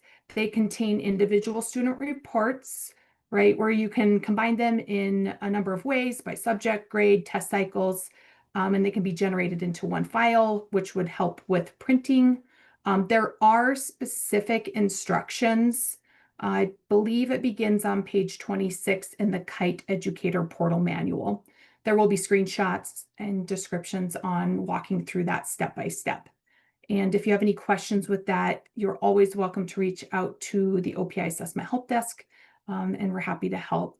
I do want to make note really quick. I know there was a question in the chat earlier about an educator not being able to see last year's score reports. So currently the teacher role in Kite can't access previous year student score reports, but I do want to assure everyone that we are working with our testing vendor, and we will work to get that resolved. And with that, I'll turn it back over to you, Marie. I think Erin's doing this one, but I think any of us could jump in here. So one thing that we want to know, and like the questions that are coming up, is what do you currently do to share results with students and help them with reflection and goal setting? You're doing this already with your classroom assessments, with their worksheets, even if it's that star in those worksheets, whatever that might be. What does reflection look like in goal setting when it comes to this? A question I heard earlier is how do we goal set when it changes throughout the year? That's a great question. So you need to look at the different opportunities. You look at those misconceptions. You look at, man, this time you had 12 out of 16 points. What are the little things you can do to focus on that? And if they know what is on that testlet, because we know ahead of time what's on that testlet, it should mirror what's happening in the classroom. There's an opportunity to look at that throughout the school years. Oh, so Corey, she just went over that really quick. Can they find school and district level reports right now, Tressa? Yes, I'm sorry. And so in that testlet dropdown, the school and the district level reporting will be in that area as well. So if you have a teacher role, that won't show for you. So it's user role specific. So if you do have a building level or a district level role, you'll see the district and school level reporting as an option in that testlet report dropdown. Perfect. All right, and I believe I'm kicking it off to Amy for these. Right. So we've shared with you a lot of different reporting tools and ways to convey how the students are learning. So I just want to talk about why that's so important. We know that students are more engaged when they have clear learning intentions. So they know this is what I'm supposed to learn, and this is what success will look like. So I'll know I've learned it when it looks like this. And so we need to constantly be talking to kids about what they're trying to learn, right? It lays that groundwork for them wanting to be motivated to be successful.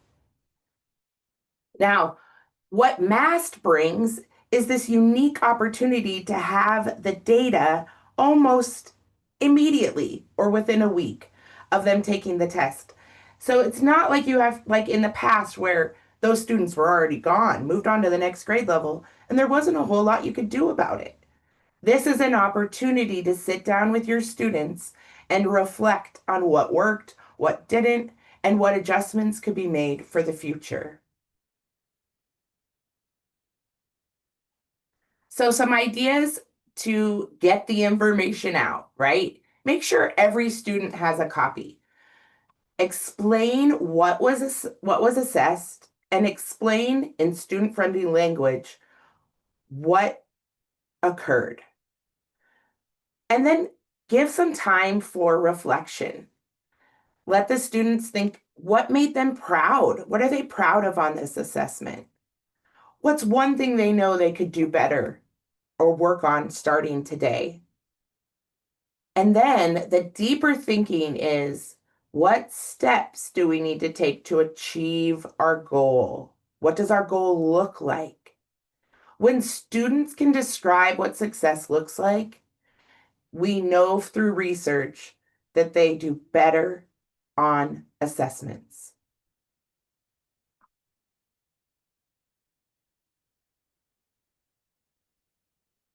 It's really important for students to be talking about the assessments as soon as they can, even if they don't have a score report yet. At the close of an assessment, you could circle your kids up and say, how do you feel after that assessment? What did you feel really confident in? What do you wish you would have studied a little bit more? And how can you advocate for yourselves? What is it that you need more practice in? Do you need to maybe spend a little less time chatting with your friends and working on your goal? These are the types of conversations we hope you're having with your students as soon as they finish Testlets. What about the families? We've heard a lot of conversations where parents feel almost left in the dark sometimes when it came to MAST because no parents have experienced MAST themselves. Whereas in the past, parents themselves had taken a summative assessment and they had a general understanding of what it was going to be like. We would encourage you to share the student reports with parents as soon as possible. It could be something that you do as an event where you bring it in and you kind of do like a professional learning for parents on what are these score reports all about? What is this assessment about? And really make it a discussion so that parents understand that we're focusing on students and their strengths and being able to identify their areas of growth and the areas that they need to continue to work on. So there's a couple of methods and ways that you can distribute the individual score reports. You can give them a hard copy. You can print it out from the Kite, or there is a Kite parent portal. And Tressa's going to go into this a little bit more, but the parent portal, it gives them access to all things that all the information that parents and guardians would be interested in. There's the individual student testlet should be shared with parents and guardians as soon as you can.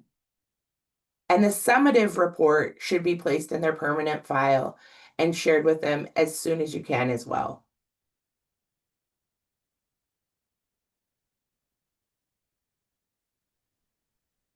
Awesome. Thanks, Amy. I can do a quick overview of the Kite Parent Portal.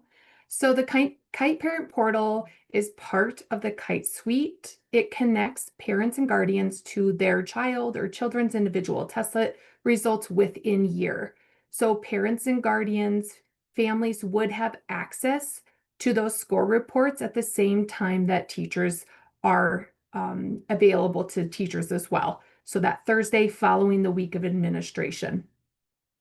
In order for families to have access to their child's score reports, the student-parent connection must be completed in the Kite Educator portal by a building or a district level user. And the assessment team, we do have resources available to help with this. On that assessment Stay Informed webpage, there's focused support videos that help districts or schools walk through how to use the template file. You can pull an ad hoc report out of Infinite Campus to help build the template file that would get uploaded into the Kite Educator portal. Why are districts using the Kite Parent Portal? So the exciting piece about this assessment is parents and guardians are having access to student results in a way more timely and relevant manner. That feedback that they're getting within year helps give families an idea of how their student is performing on a small set of related standards. So score reports should be considered alongside other information to better understand their children's learning. But these reports from MAST will help in talking about a child's score report with families to support their child's learning and success in the classroom. And then in this last item, number 3, how to use the Kite Parent Portal, we do have a MAST parent one-pager to help support families in understanding their child's score reports. That'll be dropped into the chat. And then there's resources available such as the Parent Portal Manual and then the Parent Portal URL for parents and guardians to access their child's score reports once that student-parent connection has been made in the Kite Educator portal. And Marie? Perfect. All right. And good timing because we have a question about the summative report. So you have not yet seen the summative report because they are not yet built. So the summative report will be coming out, I believe October 3rd-ish is that date.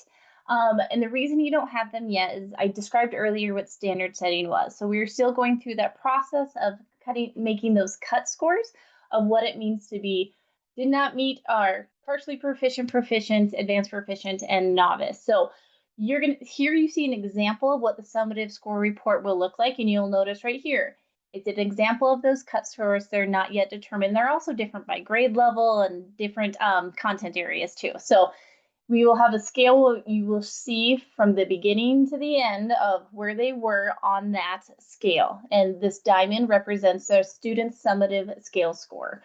So right here, this in particular student had a scale score of 300, again, an example, and you can see exactly where that lines out. This is that fun Latin language because it would be specific based on how that student is done. So once it is built and populated, you'll have more specific information about the individual students. And then for the ELA summative score report, we also have their sub-score results. Whew, I've been talking too much today.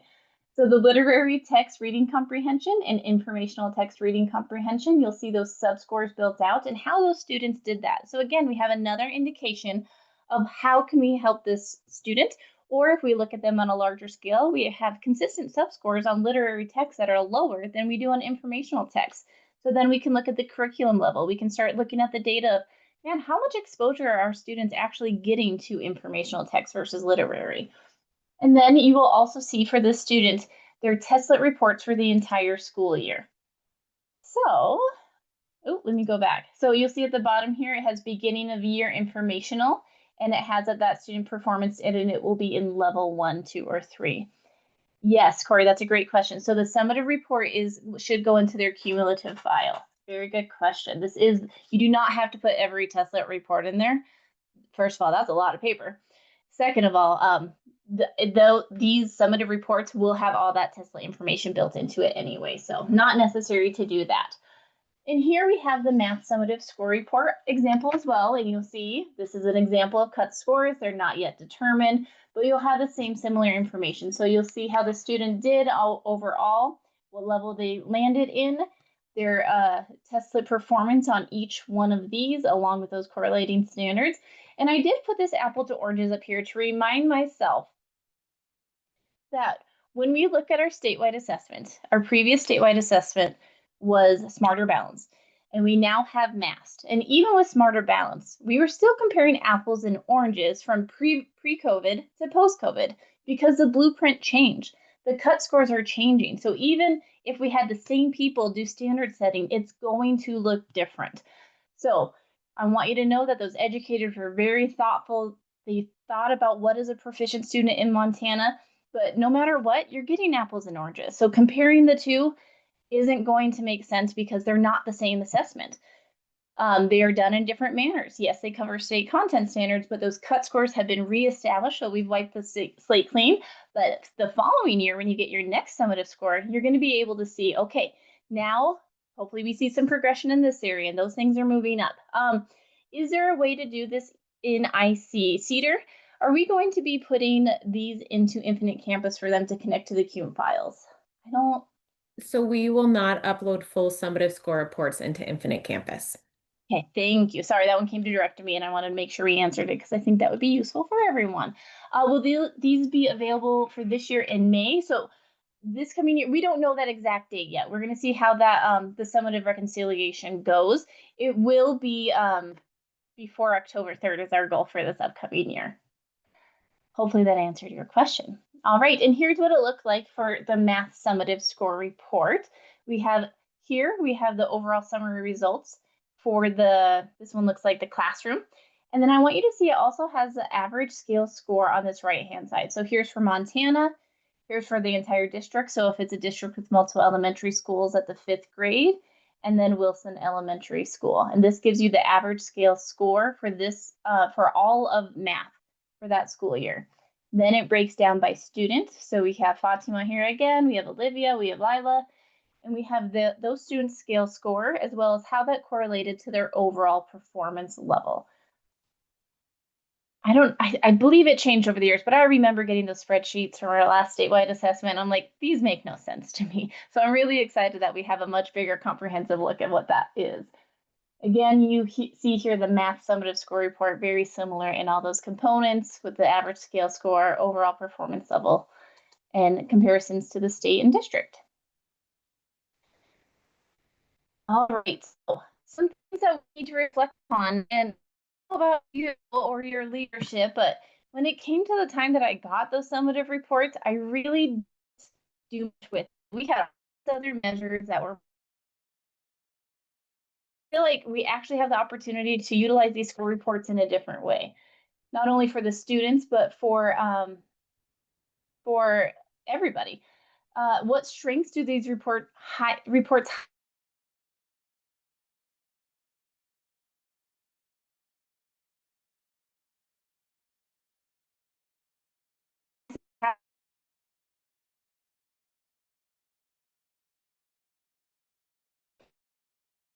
Alignments and observations, and if you're still continuing to do those interims, how do those correlate with one another? Someone mentioned earlier mapping those. We do not have that's right now not in the plan to do that because we have they're different metrics. So something we can investigate if that's a need, of course. What instructional adjustments can we make? How can we use these results to set goals with students and families, and what additional supports might be needed? So this is really a reflection for you as a leader, as a classroom teacher.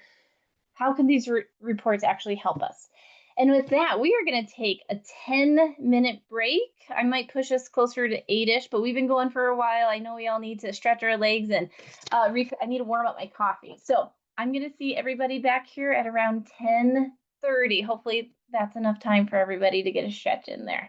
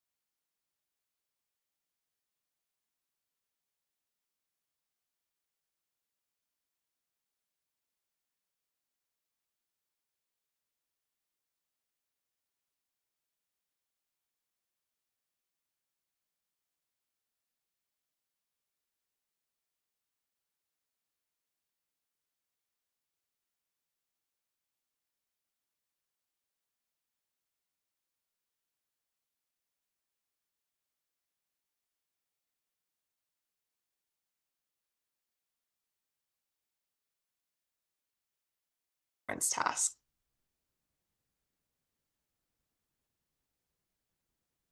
You can go to the next slide. Thanks, Marie. So a little bit of context about the performance task. Like Marie said earlier, it's worth about 5% of the ELA summative score, so it's not a huge component, but we do know writing is important. So when students get to it, they will see 5 questions from the middle of the year informational reading testlet. And those aren't intended to be answered. They're more intended to help students brainstorm and like back up that background knowledge, a little bit of review. So it's helpful for them to know those will be there and that's what they're for. They're not intended to be answered again. The performance task will also include a shortened list of the rubric criteria. We're going to look at those full rubrics here in a minute, but it'll have like bulleted points for students to review. And I think Tressa maybe said this or Erin, but the performance task is intended to be taken after those 2 middle of the year reading testlets because it is going to be based on that content from the informational testlet. If you haven't already taken a look at what those priority focus topics are for your grade level, I think that's one super impactful way to help prepare students for the content that they're going to be writing and reading about. And that's what that QR code goes to. But those priority focus topics are like themes for or big ideas that the testlets, the ELA testlets center on. So for 7th grade, for example, we'll look at an example of 7th grade here in a minute, but that's identity for their topic. So they're thinking about like, where do we get our confidence from? How do we develop our voice? What makes us who we are? So it's helpful to know what those are so students can practice writing about that. And I also wanted to point out that I'm currently developing a performance task hub course. So everything I've taken today, I've kind of like pulled from that, but that hub course will go over the performance task in a lot more detail. It'll cover things like language conventions that I'm not really able to fit into today's session. It will give you a lot of exemplar texts, which I know teachers have been wanting. It'll guide you through a process for designing prompts that'll fit into your curriculum using those priority focus topics and just practicing the performance task more. So be on the lookout for that as that learning hub gets updated. We're going to just very quickly review these ELA standards. So the performance task is based on writing 1 and writing 2 at these grade levels 3 through 8. Those are informative / explanatory and then opinion, and then it shifts to argumentative in the middle grades. And then those language standards like spelling, punctuation, grammar, usage. So we're going to do this pretty quickly. Take a look at those standards. Identify one that your students might benefit from having a little bit extra focus on this year. And if you are like a secondary math teacher, then you can just use this opportunity to become a little bit more familiar with what your English friends are working on.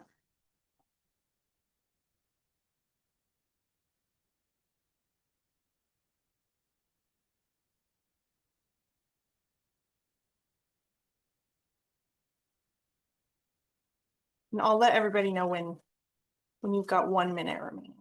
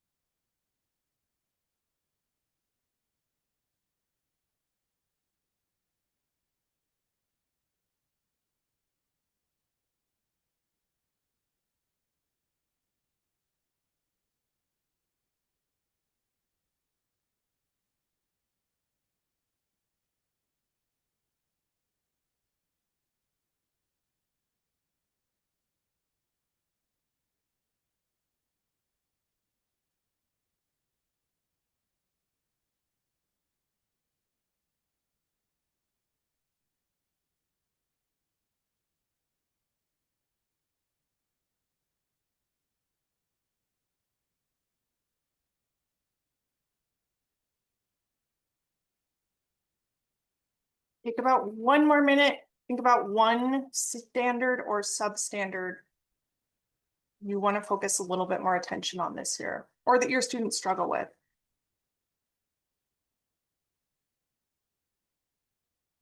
And you can write it on your note-taking tool, or if you would share it in the chat, that would be awesome to see a few of those.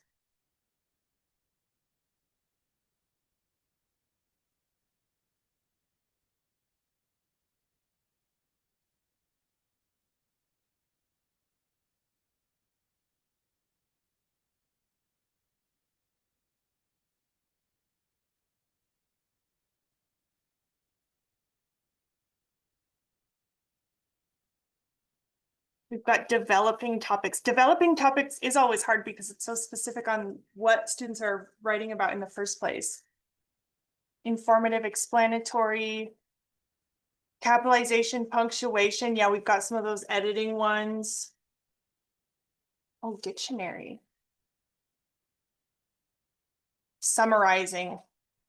Yeah, so I taught high school and secondary, and that it's like a key skill that we're teaching elementary kids, but it's also one that high schoolers need a lot of work on too. Arguments, yeah.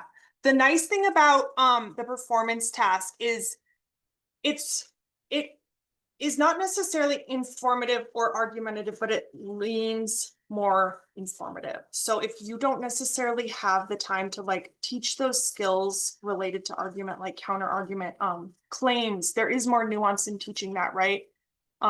If you're focusing on informational writing prior to the performance task, that is a great way to support your students and prepare them. Okay, we can move on. Thank you for sharing. Yeah, Michelle, all important skills in other content areas as well.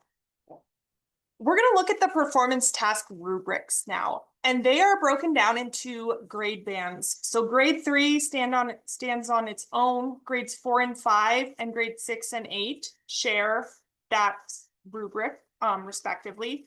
These are located on the MAST portal under resources for teachers. So that's where that QR code will take you. I think Michelle will probably drop those links as well in the chat if you want to go right to that rubric. We're going to spend about 4 minutes just looking over and becoming familiar with the rubric that whichever one matches your grade level that you teach, that your students are going to be expected to perform at that level. So take about 4 minutes, look it over. And then we're going to move into breakout rooms according to grade.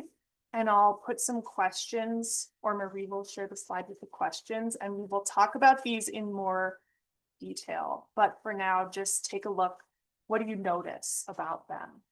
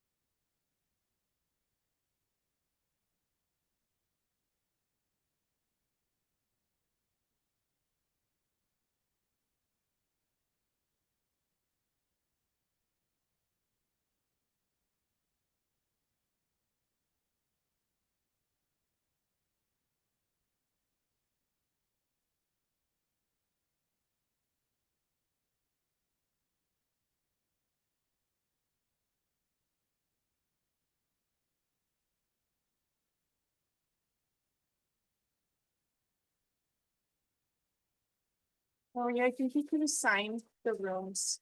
And then if people need a little more time, we can take a little more time. We'll spend about 8 minutes in the breakout going over these questions for your grade level.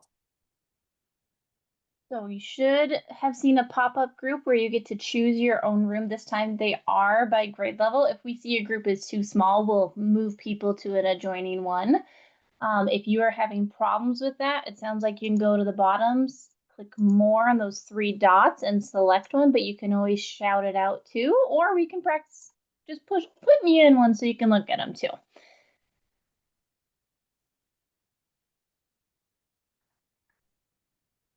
And I see people moving in. Thank you.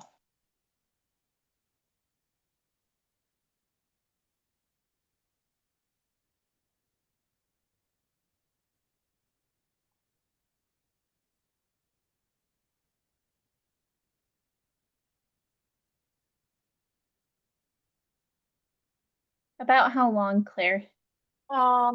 Maybe 8-7 minutes. Okay, sounds good.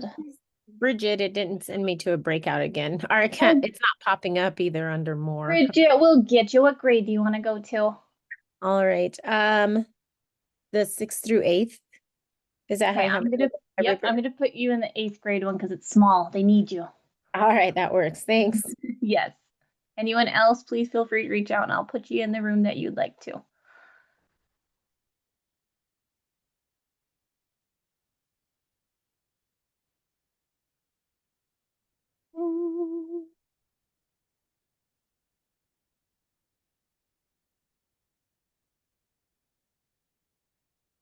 I will note that the questions that are on there are also on that handout. So if you don't have them handy, they are on the handout as well.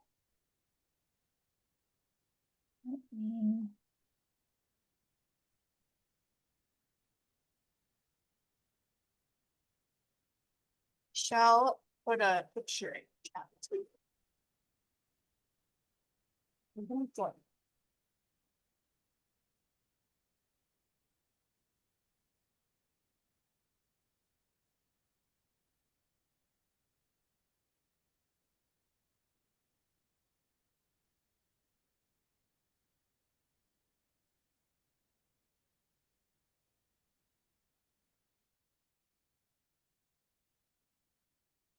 So if you had to step away and you want to join a breakout room, just let me know and I'll put you in your correlating breakout room. You can either put it in the chat or just come off mute and let me know.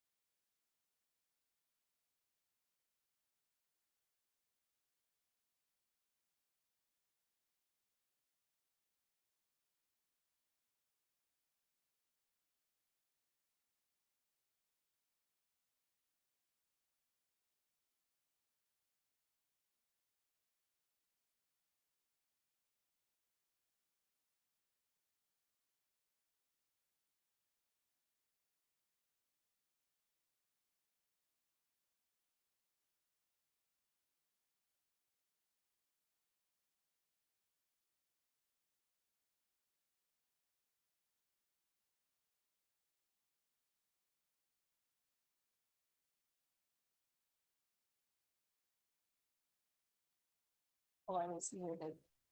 I think people are trickling back now. If there are any, I hope everyone had time to just kind of process that with teachers in your same grade level and look at those requirements a little bit more closely, see what students are going to be assessed on, start thinking in those early processes of what you might want to focus on to prepare students for this. If there are any comments or questions, we have a couple minutes to talk about the rubric a little bit more. Chat.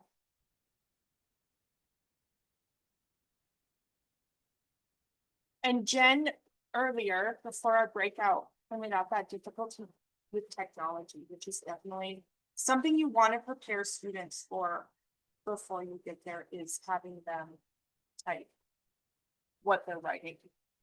Not necessarily plan it all out on a computer, but be able to type at least sentences, right? And I hope everyone noticed that minimum sentence requirement for the language, because it's not maybe as much as you would think it would be, but it still requires students to plan and write full paragraphs.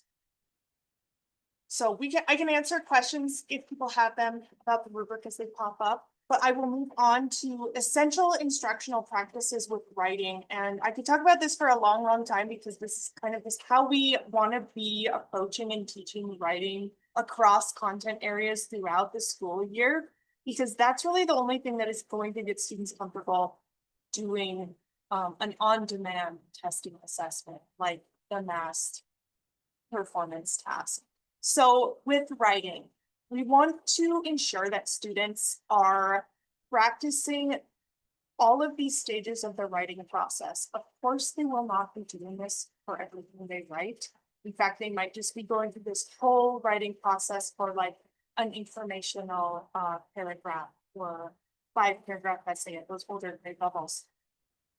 But the on-demand testing, like MAST, does carry students through parts of these. So like drafting, editing, planning, that initial brainstorming phase. So having this in mind and being really strategic about strategies and modeling them, so you're not just showing students like, okay, this is how I draft and writing it on the board, but you're explaining your thinking in those cognitive processes. And I'll show you a few strategies here, but just giving students a toolbox of strategies. Like someone in our group chat mentioned like concept maps used for planning. You might have students do writer's workshop for revising. They might have an acronym that they use to go through and check their editing. Those are all strategies that they want. And these should be driven by text, purpose, and audience, so that students are thinking about when they're writing, who they're writing for, why they're writing, who's going to be reading that writing. So these IES practice guides are super helpful to provide a lot more strategies than I have time to talk about today. We'll go to the next slide, Marie, and there's one example of this table that I pulled from the elementary guide, which really highlights how purpose and genre are connected. So for the MAST performance task, we're leaning more on that inform and persuade. So students have practice with those genres before they're writing the performance task. And then this is an example of strategies you can use for editing. For example, those guides will go through and have strategies for each of those elements in the writing process. This COPS acronym for editing. I love this idea of job cards, having students look at different conventions and being the expert at that. And then you'd want to alternate them throughout the year so they've had a chance to learn about and focus on different.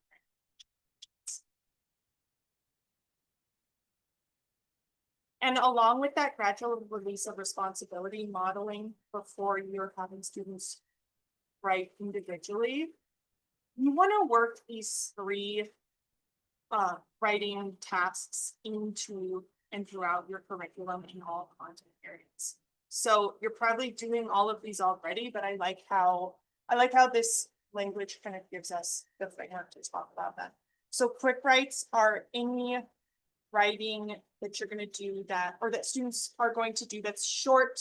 It's primarily to process learning or get them brainstorming or to do reflection. They're not graded. It's really just to engage more in the content. Content writing tasks, these are a little bit longer. I think of when I had my students write diary entries after reading the first chapter of the Odyssey, where they could be Odysseus or Calypso. And then they're thinking about the content knowledge, what they just read, but they're also thinking about the writing process and thinking about, okay, for diary entry, what does that genre look like? Who's my audience? And formal writing tasks, these are things like we're writing a full paragraph, or we're writing 3 paragraphs, and we're going to use sources, and you're going to carry them through the full writing process. So they're brainstorming, they're drafting, they're revising, they're having other students, and you look at it and give them feedback and revising. And so we're gonna practice just identifying these very quickly. Lightning round. You can think them in your head. You can write it in the chat. Whether it's quick write, content writing, or formal writing. 4th grade students write a paragraph summary of a nonfiction article about animal migration, including key details and vocabulary for the text. Is that a quick write, a content writing task, or a formal writing task?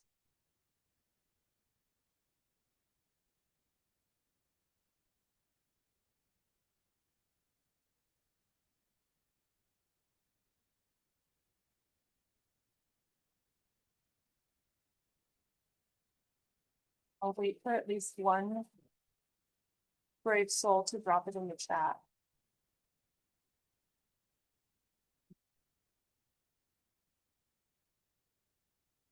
It is content, yeah. And I think content is sometimes the hardest to think about because it's a little bit of both, but we can kind of tell by that summary, because students are practicing thinking about that rhetorical purpose and their audience and how they're, as well as that content knowledge that we always want students to be writing about, because we can't really write well about things we don't know. So that's why those priority focused topics are so helpful. Second example, 6th grade students list all the ways they can think of that they used fractions over the summer.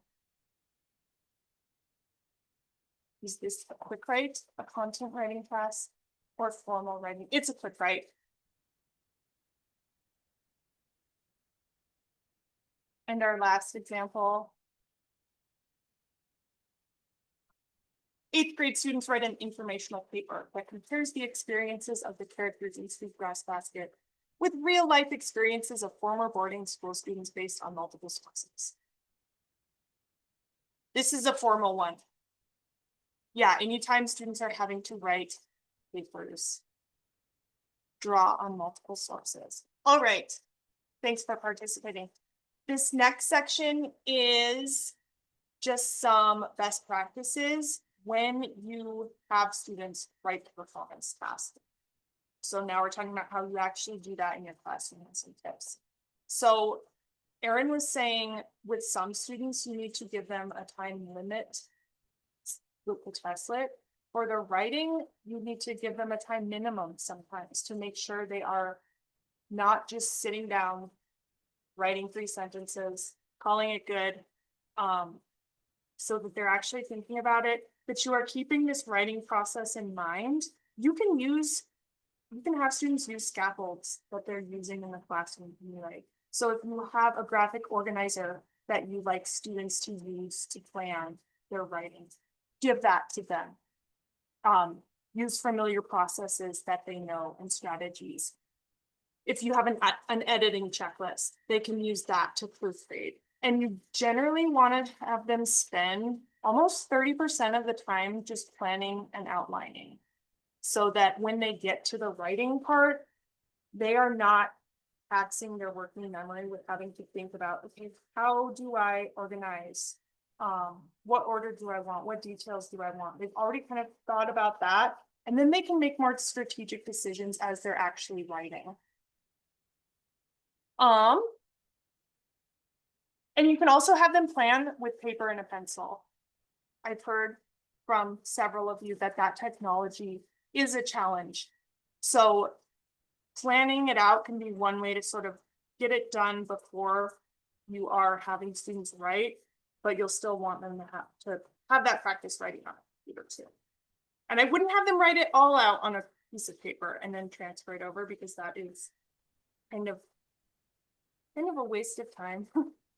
And Claire, I just wanted to call this out because maybe people watching the recording wouldn't see the chat, but no, these are for practicing the performance task. We're not giving graphic organizers and those things during the performance task. So I wanted to make sure we got that on the recording, but it's perfect way to practice this and just, hey, here's a cold prompt you're going to do. Remember, these are the tools you use. And then once you teach them those graphic organizers, they can take that blank piece of paper, make their own Venn diagram or mind map or whatever that might be. Yeah, they can, good point, good distinction, right? They can use those strategies, but you're not necessarily giving them all this experience. We can move on to the next one.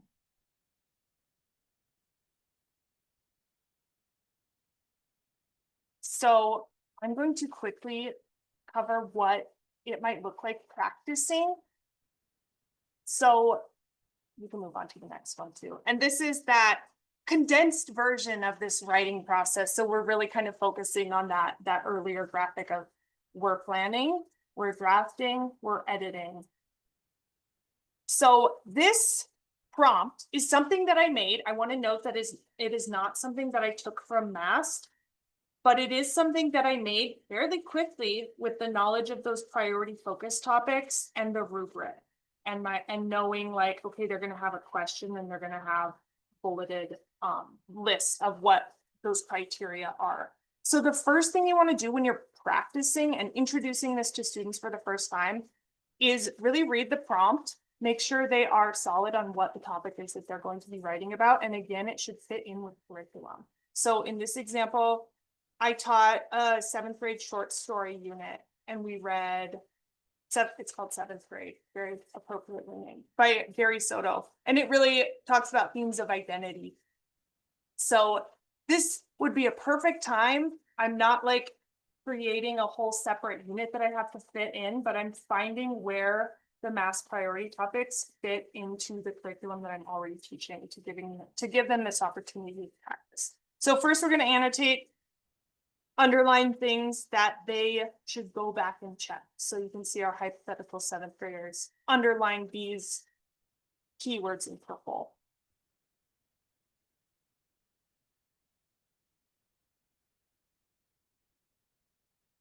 Then the next thing you can do is have them brainstorm potential topics. And when you're doing this for the first time with students, there's a few ways you can go about this. You can do it all together. So, and you can do it like, so you're just modeling if students have very, very limited experience writing.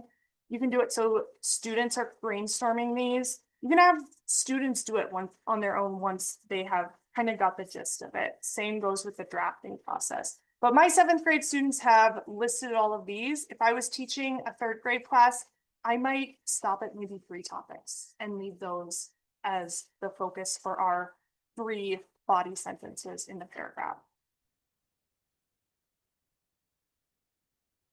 From there, you're going to have students create their outline and bullet points. And students will want to start writing here. You have those that want to like write everything on the outline. You have those that don't want to outline at all. You want to kind of get them in that sweet spot of outlining, but outlining quickly so that they can take this, they've done the cognitive work of planning, and then they're going to take that and draft from there. So they've thought about, okay, these are my 3 main topics. If I'm a 7th grader and my students have written 3 paragraphs before, they might use these as their 3 paragraphs. If I'm teaching 3rd grade, we'd want to definitely shorten this and condense this, right? So that they have maybe a sentence each focused on whatever those 3 topics is that you brainstormed as a class. And from there, you're going to draft. You can draft with feedback from students. If you have 7th graders familiar with writing, you can have them use that outline to write and then edit, provide feedback. You have the rubric that is a great tool for feedback, whether that is from you or students are self-assessing.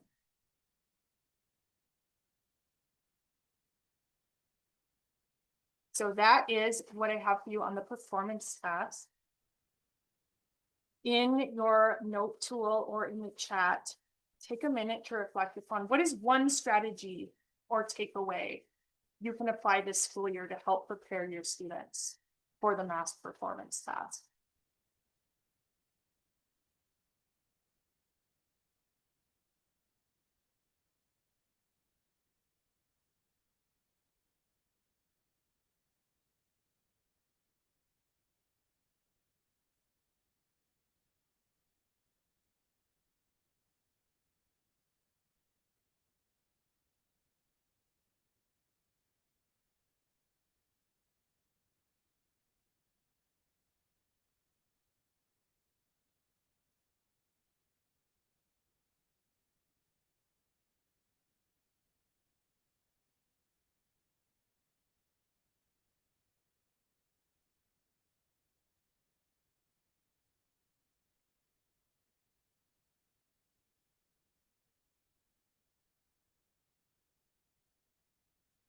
Yeah, practicing the process.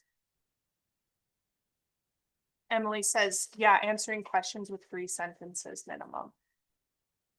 Yeah, just knowing that the rubrics are there are incredibly helpful because there are so many fun things you can do with rubrics. Quick writes. Yeah, quick writes are great because they're short, but they are getting students used to like getting their ideas out, which is kind of half the battle when you're trying to get them to write something longer too, or at least in my experience with secondary. Someone should write the rubrics in kid language. That's actually an activity that I have participants on the hub course do, and it's hopefully going to be built out as a forum, is putting those in kid language. But I think they're coming in kid language. Yes, in October, I believe we're anticipating having students' language rubrics. So they're in development right now. So yeah, Michelle says, yay, yes. AI can be super helpful for exemplars. You'll want to check in for sure. Yeah, I love that, Katie. Here, edit and score samples.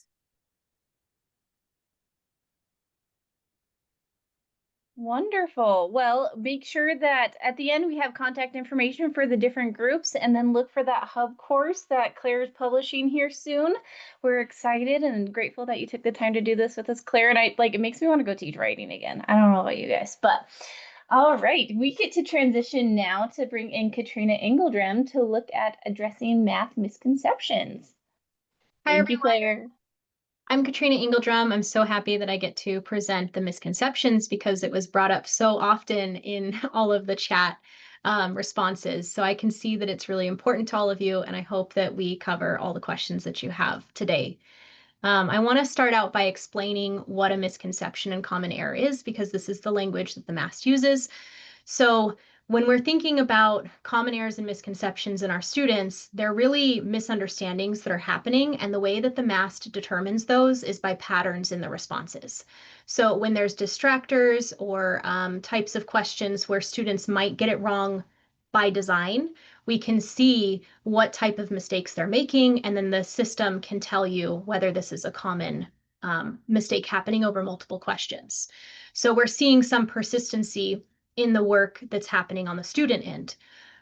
I want to mention too that at that point, when you get that information, you get to decide as a teacher through some extra steps, which I'll cover on the next slide, whether we're talking about an error that can self-correct with some practice and a little bit of support, or a misconception which could persist for years. So I've included some research that you can look at yourself if you want to dig deeper on this topic, but there's some broad reasons that misconceptions can occur in our students in mathematics. Some of them are the result of prior knowledge that's not really aligning with the new concepts that are being built. And it's important to know that that happens because when students learn, it's scaffolded, right? Especially in mathematics. We know so much is connected and builds off of the previous year. So if a student has a critical misunderstanding in, say, second grade, that can build over many, many years throughout their educational journey. Another reason is we can have students form overgeneralizations that can lead to common errors. We can have students who are relying on the patterns that they're kind of noticing at the surface level, and they're not really reasoning about why those patterns are happening at a deeper level. And then we can also see that students are trying to apply something they're familiar with to a new concept that may not be logical, and it may not kind of always hold true.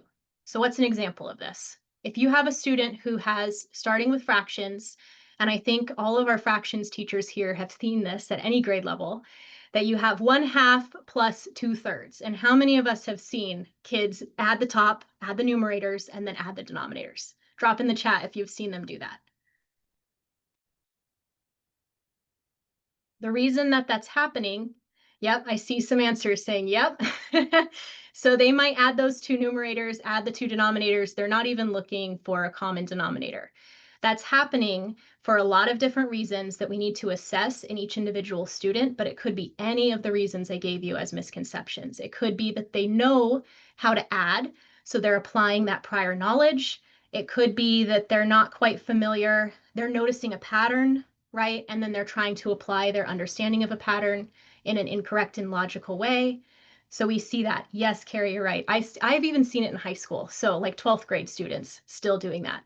Very, very common. The consequences of all of this is that we're going to start to see kind of 4 big groups happening that are all a little bit interconnected. So it's hard to piece these out because they feed back to each other. We might see a student develop a conceptual gap. They're getting further and further behind their peers. This is going to lead to negative attitudes, maybe some math anxiety. We're going to see more and more errors coming out of that. And then we're going to see bigger and bigger learning obstacles throughout their journey. If we address these misconceptions, we can support all students at any level of understanding. And even the students who are, I think a couple people have mentioned special education students before who may not be testing at the grade level standard, we can address that and support them meeting it by helping with these misconceptions. It froze slides on me. I'm coming back. Okay, thanks. I was like, I don't know how that happened. While she's getting that up, we've talked about how we can kind of address these things. Next, we're going to talk about some strategies. So we said you need to address them, but how? There's a lot of research out there for that. I've pulled one journal article that I felt like was accessible to a lot of people. So that's why I've chosen this one. But you can find many others to support your understanding of how to address misconceptions. And I'll cover some further examples later of where you can find that information. But some general strategies are to use data to interpret and diagnose that misconception. So that's what MAST is for. When you get those misconceptions, you can look at that part and you can start to interpret those misconceptions and diagnose. So you're using the data that you're getting. When we say diagnose, what we mean is figuring out if there is a misconception or just a common error that's happening, something you can correct quickly, or something that might need a targeted intervention to address because it's a persisting issue that's happening over multiple years. We might use some tiered interventions, and this is where those different levels of reports really come in handy, because if I'm having a grade band wide common error across multiple 3rd grade classrooms, that tells me that maybe we need to look at that full grade curriculum and what we can do at that level. So we might be addressing all students. We might also see an all student addressment in like a classroom level report that's showing overwhelmingly a large number of classroom students who are having the same misconception. If we're having some students on that classroom report, but not all, we might want to do that tier 2 intervention. And then at the student level, if we see, just a couple students having a misconception, we might want to do that tier 3 level intervention. So that language should be pretty familiar for those of you who use MTSS in your school. We also might want to consider student strengths. So what we mean by this is finding what they're already good at to build that confidence. I mentioned earlier that misconceptions can lead to negative attitudes about math. So by bridging it to something that's known, we can actually address that that attitude part of it and hopefully make it more comfortable for the student to overcome whatever barrier is in place. We can also use peer tutoring and collaborative learning. And I will mention that those collaborative learning activities should be heterogeneous. So we don't want all of our low students together. We want to mix. We want to have students at different levels, and we want to identify or design those activities intentionally so that all students have an opportunity to participate. And we're not just having our students who already understand this concept be the ones driving the conversation. We also want to use multiple representations. If you're not familiar with the 5 representations, check out the NCTM resource I'm going to provide here at the end. That's going to cover how powerful using things like visual representations, verbal representations, etc., can be to help students who are really running into barriers in mathematics. And then we also want to use mistakes as a springboard for learning. And in order for that to occur, we have to have a safe environment where mistakes are seen as part of the learning process and not really seen as something to be uncomfortable or embarrassed about. And the last thing is we want to use clear and concise mathematical language. We want to avoid creating new words to describe things we already know, right? So there's definitely specific math words. We see some things like instead of using a specific word, some teachers will try to lower the vocabulary to make it easier for students. An example of this would be not using the word variable, but saying an unknown every single time when they get into a higher grade level. That's going to lead to more misconceptions because they don't have that vocabulary acquired that other classes or this assessment itself might be using.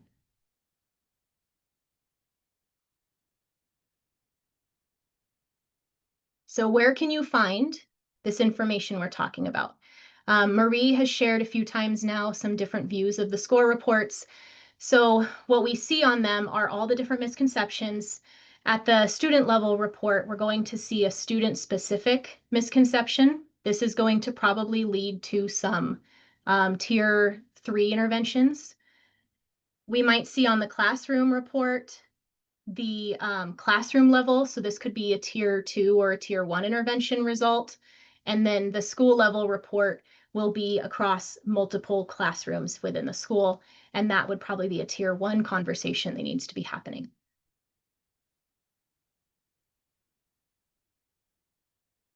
So how can we be proactive? We don't always want to be stuck in this like, oh my gosh, my kids didn't get it. Now I have to respond. I have to remediate. I have to spend all this time.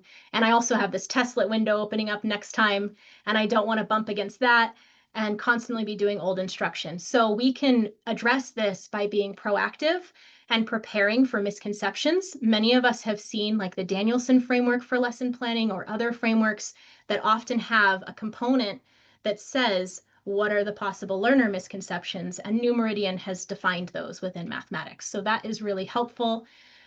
You can click that New Meridian link to the mastery guide, and it's going to include at each grade level common errors and misconceptions you might see.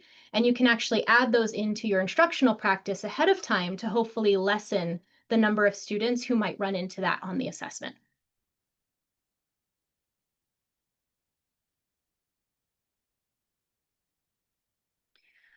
So we're going to do an activity. We're going to break out into some groups and talk about each grade level has a misconception that I've taken from that guide I just talked about. We're going to look at that misconception and decide if we saw it on a single student report, what would we do? A classroom report, what would we do? And then a school report, what would we do?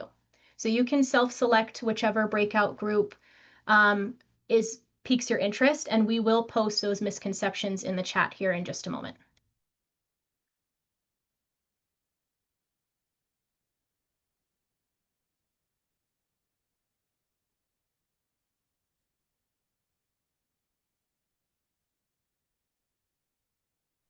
Again, if you need help getting into the room, just say it and I'll make sure you get in there. I know that some people have to step away, so I'll Okay, I'll stay in this room to help people get there. Oh, Julia, I'm sorry. I think I can still hear Katrina. You might have to just play with your settings. You might have to go out and come back in too. I know that happens to me sometimes, and I'll be watching for you to come back in.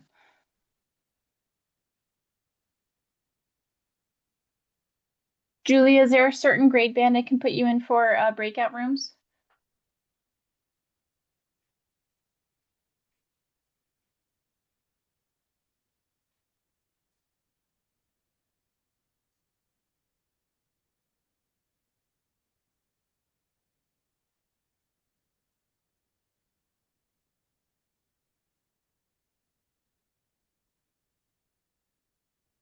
Michelle, did you mean to just send that tier document to me?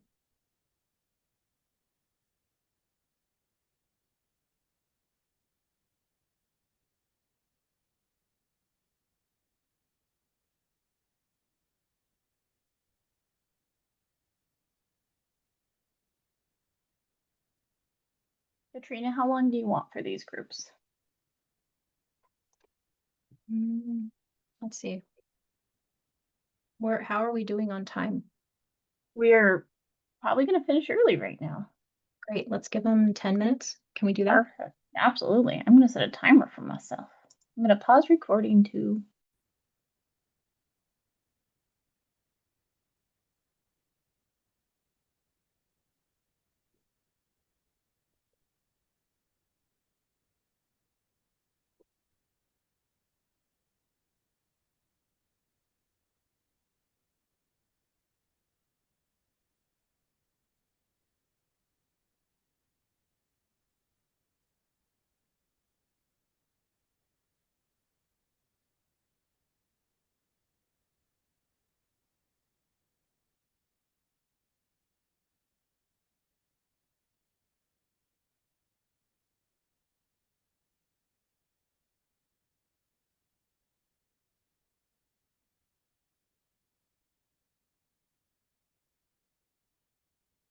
We have a few people still trickling in, but we're going to get started in just a moment.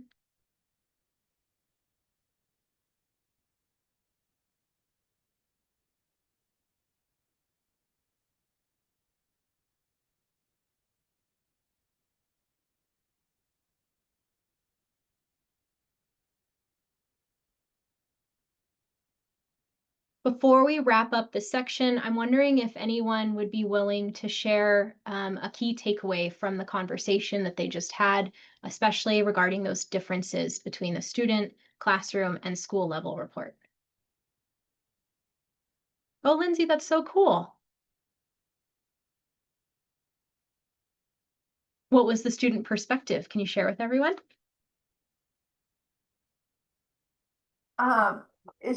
She's still, I think she's still on here, so maybe she just wants to speak out.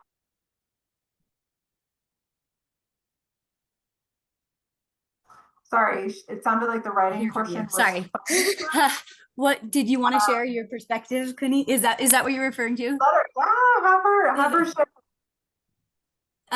This is my daughter Quinn. She was a third grader last year, and she took the performance task. And this is her perception of that test. What do I do? Just tell what it was like as a third grader to take that test. Well, it was really busy, but then once we finished, it was like fun, but it was like, what? Why? Okay, sorry. What do I do? The writing test that you took. Which one? We did like 4. Oh man, the big one that you took on the computer. Like the astronaut one? Yes. Oh, it took forever, but just like say what happened. How you felt about the test? Fine.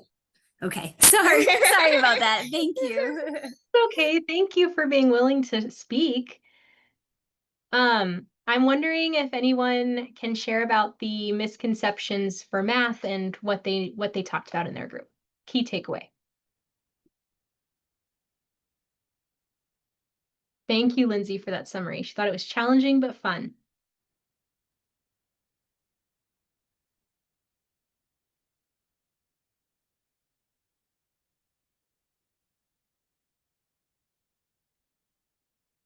I can share that in our group, we had a sixth grade math teacher who was really sharing that by the time you get to middle school, sometimes those gaps have gotten so large that you're not only dealing with, I don't understand maybe this concept, this skill, but it's just that whole belief of like, I'm not good at math.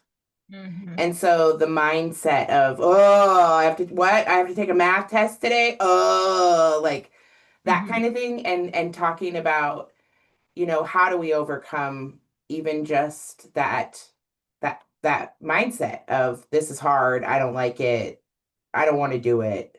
And what are some you know, some strategies. So that was interesting to hear. Yeah, that's definitely a big barrier, especially when you have this like persisting systemic belief that they're not good at mathematics. I'll share from my own experience. I taught a ninth grade pre-algebra course, and it was full of kids. I mean, they're ninth graders in an eighth grade class. They know that they're struggling, right? And so their attitudes about math can be very negative. And I'll just quickly share that number talks, data talks, slow reveal graphs, which one doesn't belong. I just list like 4 strategies. I'll drop them in the chat for you once I'm done with my section. But all of those strategies were a low floor, high ceiling type conversation where students could enter with prior knowledge and that strength component we talked about earlier in this misconceptions section that allows them to kind of just break apart that perception that they're not good at math. So I'll drop some of those tips and tricks in the chat after this. Is there anything else that anyone noticed or discussed that they would like to share? I'll just share on behalf of our team. We had a long discussion on the value of the hands-on manipulatives and getting into those pieces, especially with fractions. Particularly, we were talking about how those students really need those experiences to really conceptualize what that really means. And so we had some wonderful people sharing some strategies and some ways that they've done that. And we also talked about how food and fractions is so supportive. So yeah. I like that example that you just brought up, because then that does lean again on that prior knowledge and that strength or that relationship that they have with their lived experience and can see the connectivity with math. Thank you for sharing, Allison. Okay, so I'm going to show you, yes, Julie, slow reveal graphs are a game changer. I promise I'll drop those. You're going to be mind blown if you've never seen those before. Yeah, Jen. Yep. You were probably on the data science one with us, I think. But okay, can you click the next one, please, Marie?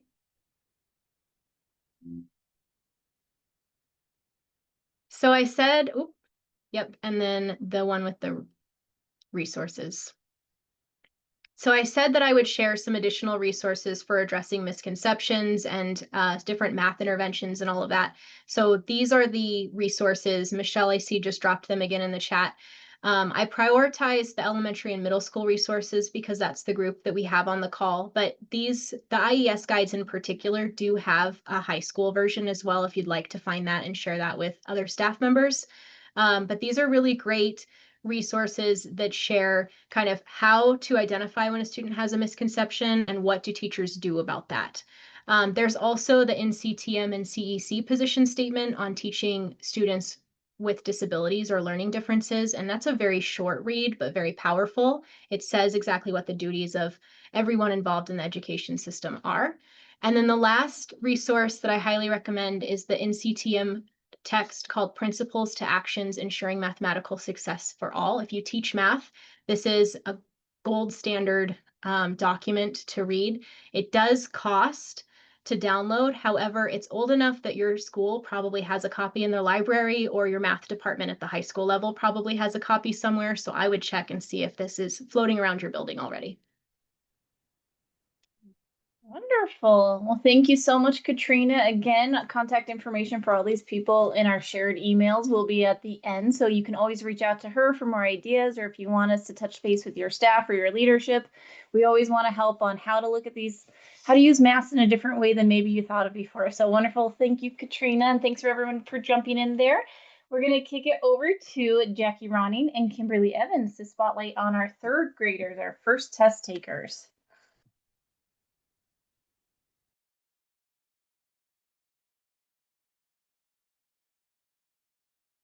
Jackie, you're muted, my friend. Good. Hello, thank you for coming. We're happy to be here and learning about MAST with you. And Kim and I just put together some key considerations. First of all, we've talked about it quite a bit, but you need to make sure that your children have experience with technology and the devices that they'll be testing on. Okay, our kids come with a variety of experiences. And you might think, oh, I have this kid, he's a gamer, so he's probably fine. But kids they don't game on a computer, they game on an Xbox or a PS5. And that's not typing, right? So they don't necessarily know just because they play games a crazy amount of their day. Consider what they'll be testing on and make sure that that's what they have practice on. We're going to talk about the practice test, but considering when you get to the practice test, do you want to do that in a small group and go through it with them before you let them take the practice test? Because that's your opportunity for a lot of discourse around the types of questions that they might see. The questions in the practice test aren't one they're going to see when they take the actual testlet. But all third graders will need you to explicitly instruct them on how to do this, even if they have access to technology at home, even if they use it in school. They need explicit direction on how to do the task that's coming up to them. The linked on the slide there are the Montana content standards for technology integration. And you can see what, even starting in kindergarten, they should be learning that will set them up for success by the time they get to you in third grade. So look at that with your team and see, are we really doing this? Because I have heard a lot of schools say our kids don't have the technology skills to do well on this test, but they should. So that's a goal that your district could pursue. So it doesn't fall just on you, third grade teachers. You get a lot. And then I think we can go to the next one. This just highlights the practice test. You would go, there's several ways to find it. One way is the link for the manual, and it's on page 16. But once you go to there, you can also access it with the QR code up there in the corner. Once you're there, it gives you the username, the password, everything you might use. Then you come to this, take a test or practice first. You just want to go around in there and play around and then decide how are you going to present this to your students. And in whatever way works for you. But I might do small groups if it were me. And I might go through the practice test together on one screen so they're not distracted, and have conversations about the 6 or 10 items in there and really go through it, and then give them the opportunity to practice on their own. Let's see the next.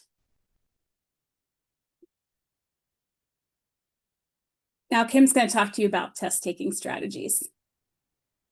Good morning, everyone. I'm Kimberly Evans. I am the other half of the early learning team. And so, yes, I did want to talk to you about some strategies that you can use with your students throughout the year, not just while you're testing.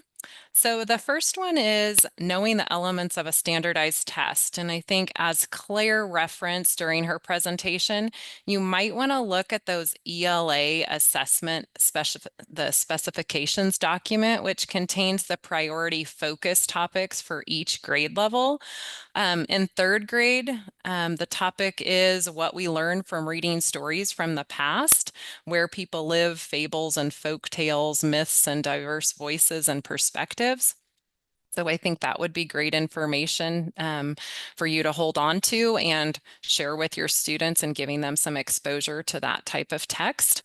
Also, you might want to point out the number of reading passages that they might be encountering in a test, and the genres that they might be encountering, as well as looking at the specific wording of the directions and what they need to pay attention to in the directions. So some keywords that you're pulling out and really focusing on.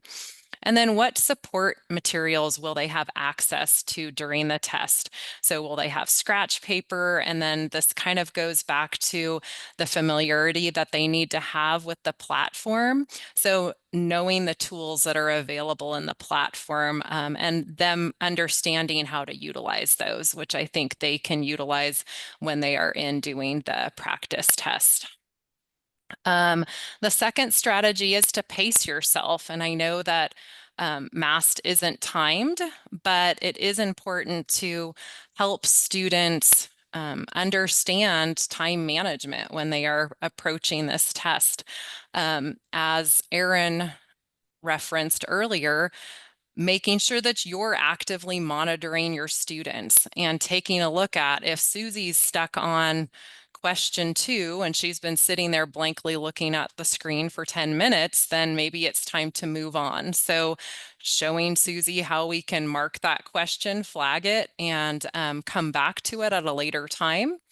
And then also having them review their answers before they submit their test. The third strategy is write their questions versus thinking questions. So write their questions literally have the answers right there in the text.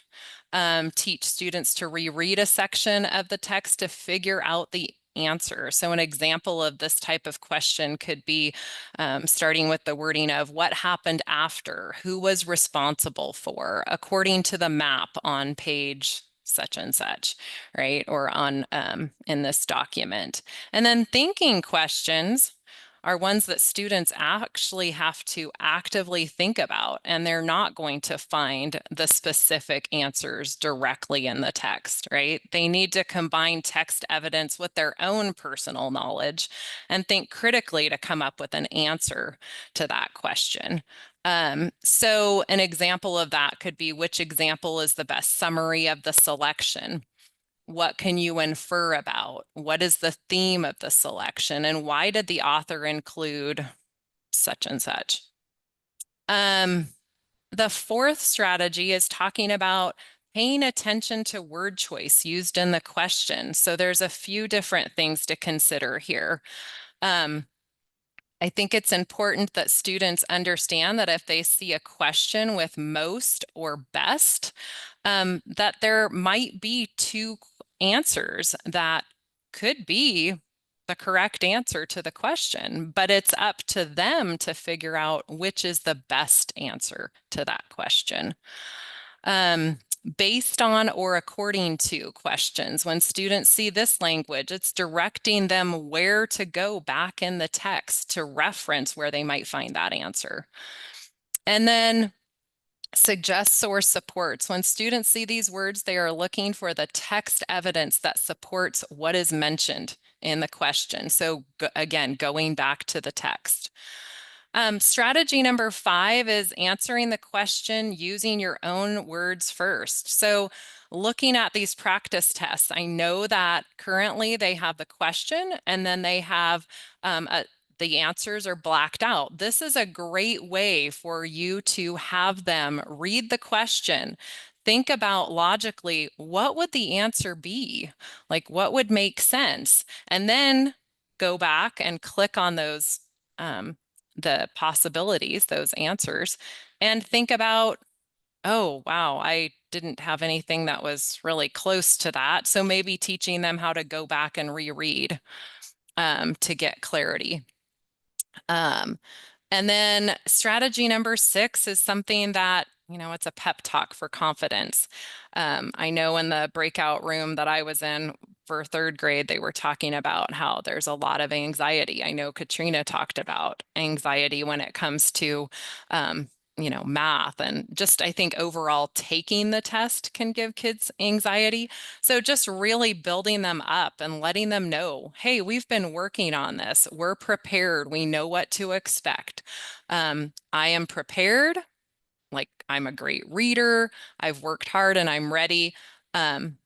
And no matter how I do on the test, I'm really trying my best and I'm proud of what I'm able to do.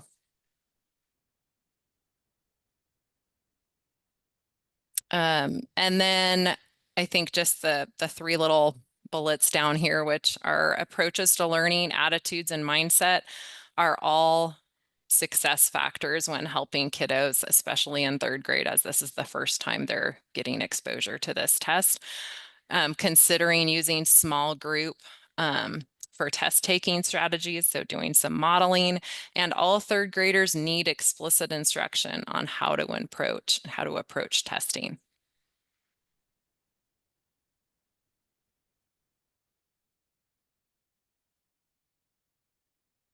So, instructional implications.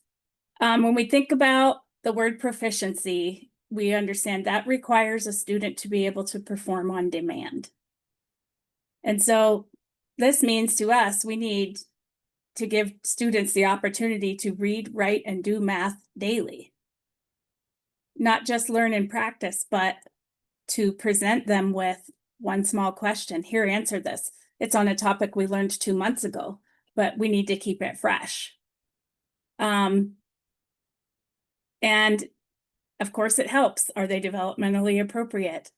Is it individualized? Am I giving a kid an opportunity to do something that they're capable of doing? And do the concept spiral. And then we want to consider multiple ways to practice concepts and answer questions. I know in schools that I've been in and as a teacher, oh, we have IXL, we're just going to do this. Or we have, that's an example. But many kids don't like to practice digitally. Many kids need a different way to do that, especially your ones that are actually technologically advanced. They probably don't want extra time on a computer. They might. But so thinking about centers now in older grades, maybe that's just a little plastic packet full of math questions or things like that they can go back and do. Transitions. A lot of teachers do multiplication facts while we're standing in line ready to go to lunch or leave for recess. Exit tickets, same idea. Verbal. How often do our kids have the opportunity to just verbalize their understanding of a math concept? The quieter ones that may be struggling with it probably don't get the same opportunity because somebody else speaks faster and louder than they do. So consider that. And then just written. Again, opportunities to write gets them more ready to write about it when they're in the testlet. And then I have pulled the third grade number and operations in base 10 headers from Satchel. And so considering if you're creating spiral practice opportunities, you may have a program that does this, but they need to recall the concepts occasionally to help them keep it fresh, transfer the learning. They need a variety of question types and a variety of ways to re-encounter the content. And don't forget, there's nothing saying you can't use the previous year's grade level standards, especially for kids who might be struggling. They may not have mastered those. And so just consider all of those. But I have, somewhere. Don't move that, Marie.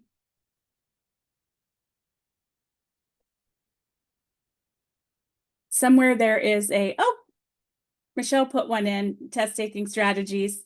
And so I did something just to see, okay, if whatever tomorrow I was called back to teach third grade, what would I do? And this is where ChatGPT and other AI can be your friend. They'll create questions for you around a standard. And you can copy and paste them into a document and cut them apart for little cards or things like that. You can also, if you pay for some of those apps, they'll just create a worksheet for you based on your standards. Now, just a warning, make sure you go over what they give you because it's not flaw proof, right? And you want to make sure that you're getting at what you're hoping to if you're going to use that. But just thinking about lots of opportunities where you're transitioning, we transition so much, make it a learning activity. It's not a worksheet with 10 problems. It's one problem. It's one question. It's one thing to do that shouldn't take long if kids are developing proficiency towards those. And then you can go to the next one.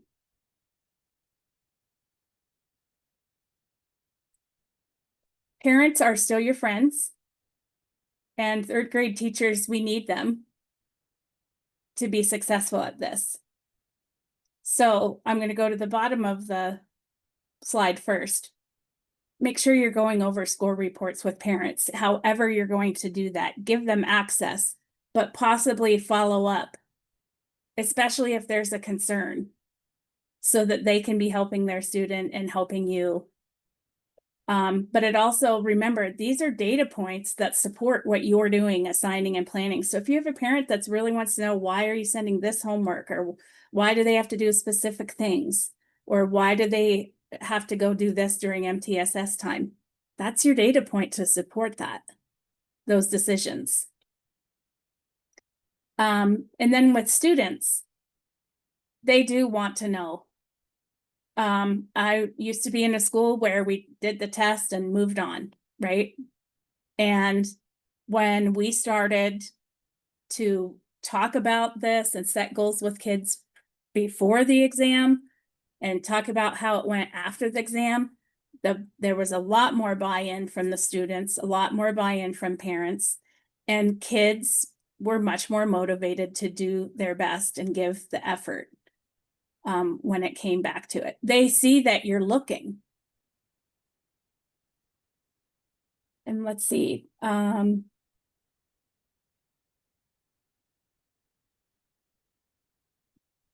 think I covered it all. What needs to be covered? Did I miss anything, Kim? We have typing on the next one as Oh, well. we have more. Just one more. So you'll see reading and writing standard for second grade at the top. And I've highlighted it's use a variety of digital tools to produce and publish writing. Writing for third grade. Use technology to produce and publish writing using keyboarding skills. So those are right there in ELA standards that we want the kids to be able to start doing this. So again, we can remove the barriers to the kids not being able to type. It's possible, but we need to make sure that we're paying attention as a system to the standards that are out there besides the ones that are tested. But perfect.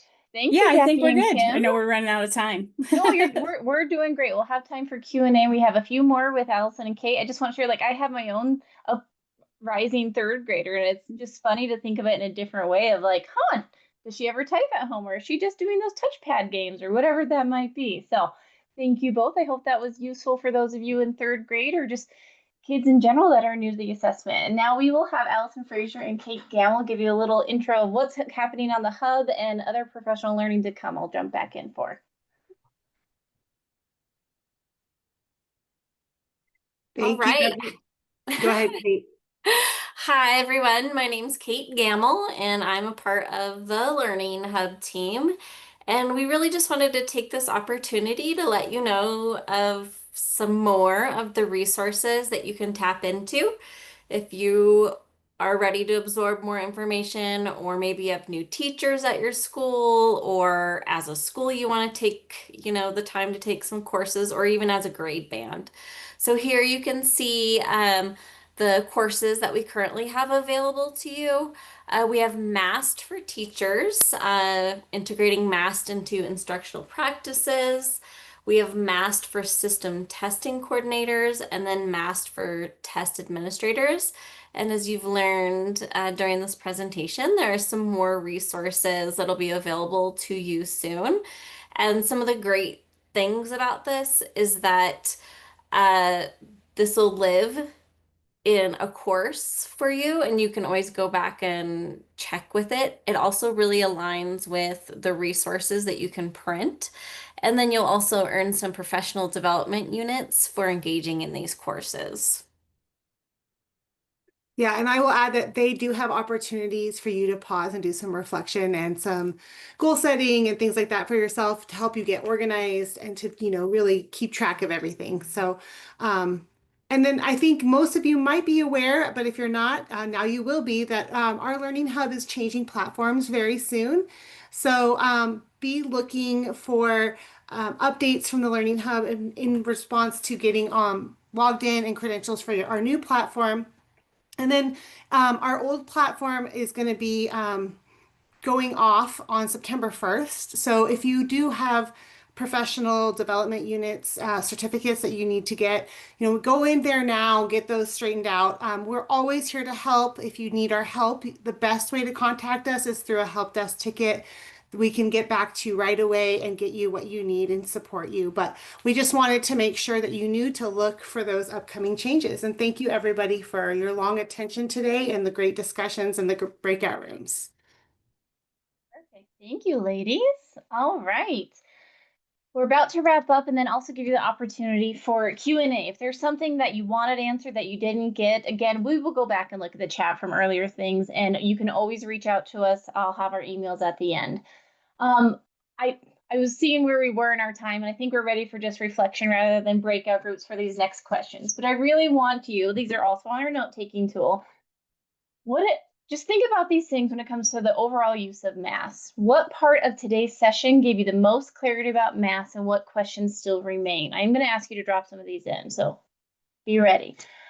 What partnerships or perspectives will be most important for successfully implementing MAST practices within your classroom school district? I don't know how many of you actually knew about the rubrics beforehand or knew that the schools were able to decide the scope and sequence of those testlets.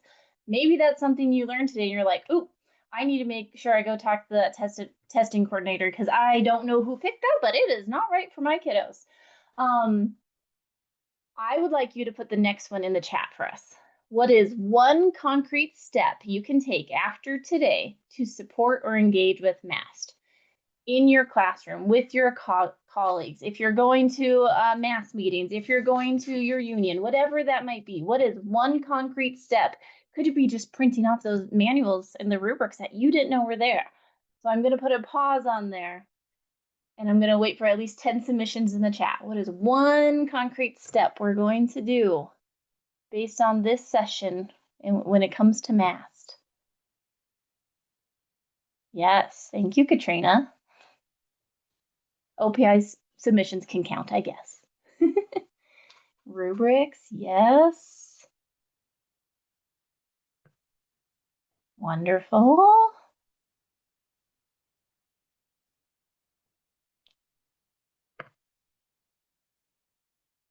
Thank you, everyone. Yes, some keyboarding practice, absolutely. Good. Well, thank you, everybody. All right. How will you share? I've already seen in the chat, like, I'm going to go print those rubrics off. I'm going to tell them, hey, we need to go look at this component. Those misconceptions. Oh my gosh, if you didn't realize those were there, how powerful is that for instruction? Parent portal, yes. I mean, the amount of paper you can save. Absolutely. And also, like, as a parent, I'm nosy. I want to know how my kid's doing. And it's not to come at the school. It's I want to know what Tesla she's going to be on so that I can help her be ready, or just like do those quick little things in the car, right? What adjustments need to be made to your math Tesla order? Again, we've heard so many times that, OPI picked the wrong one for us. We didn't do that, but we'll help you fix it. We'll make sure that you get the right one. And again, every year you'll have the opportunity. So that lockdown date is September 15th for your school to have that in there. And again, I know we've talked about it piece by piece, but what opportunities does MAST create to ensure all students experience grade level standards aligned learning? I know, as like Jackie was talking about, utilizing tools and all these things that you could go, all of these assessments are based on our current content standards. So when you think of teach to the test, test to the teach, or you know what I mean, standards, this is the first time that you can truly see that correlation from the standards that you are mapping on your curriculum for the whole year long, and you have results within a week on a reliable, valid test item. Yes, we have the ones we make in our classroom, but how nice to know that, hey, this has been tested out amongst thousands of students in Montana, and we know that this is an item that aligns to that standard. What a beautiful reassurance for the work that you're already doing in the classroom. All right, so I would love if there are extra questions you want to feel comfortable by putting in the chat, or you can come on mute. I am not the expert in the room. We have several, including you all, but we have our state assessment director, our assessment team, and our content standards team. So if you want to learn how to get your PDUs, you might want to stick around just a little bit longer, and also all the resources and things like that. But I'm going to be quiet now and look for the chat or people to come off mute for some questions you might have. And then the right people will unmute, right, my friends?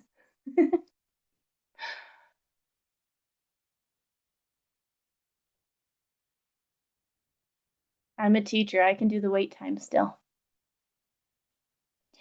Yes, Cheryl, it will be recorded. We'll make sure you have the slides, the note-taking tool, everything you need, so you could really break down each session that we have over the next few weeks in your grade level team meetings, whatever that might be.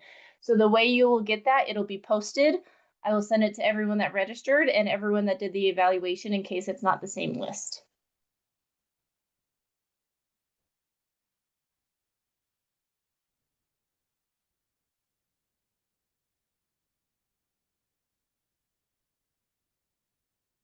Yeah, that's a great idea. Does anyone have ways that they shared out this information, whether it was in parent-teacher conferences?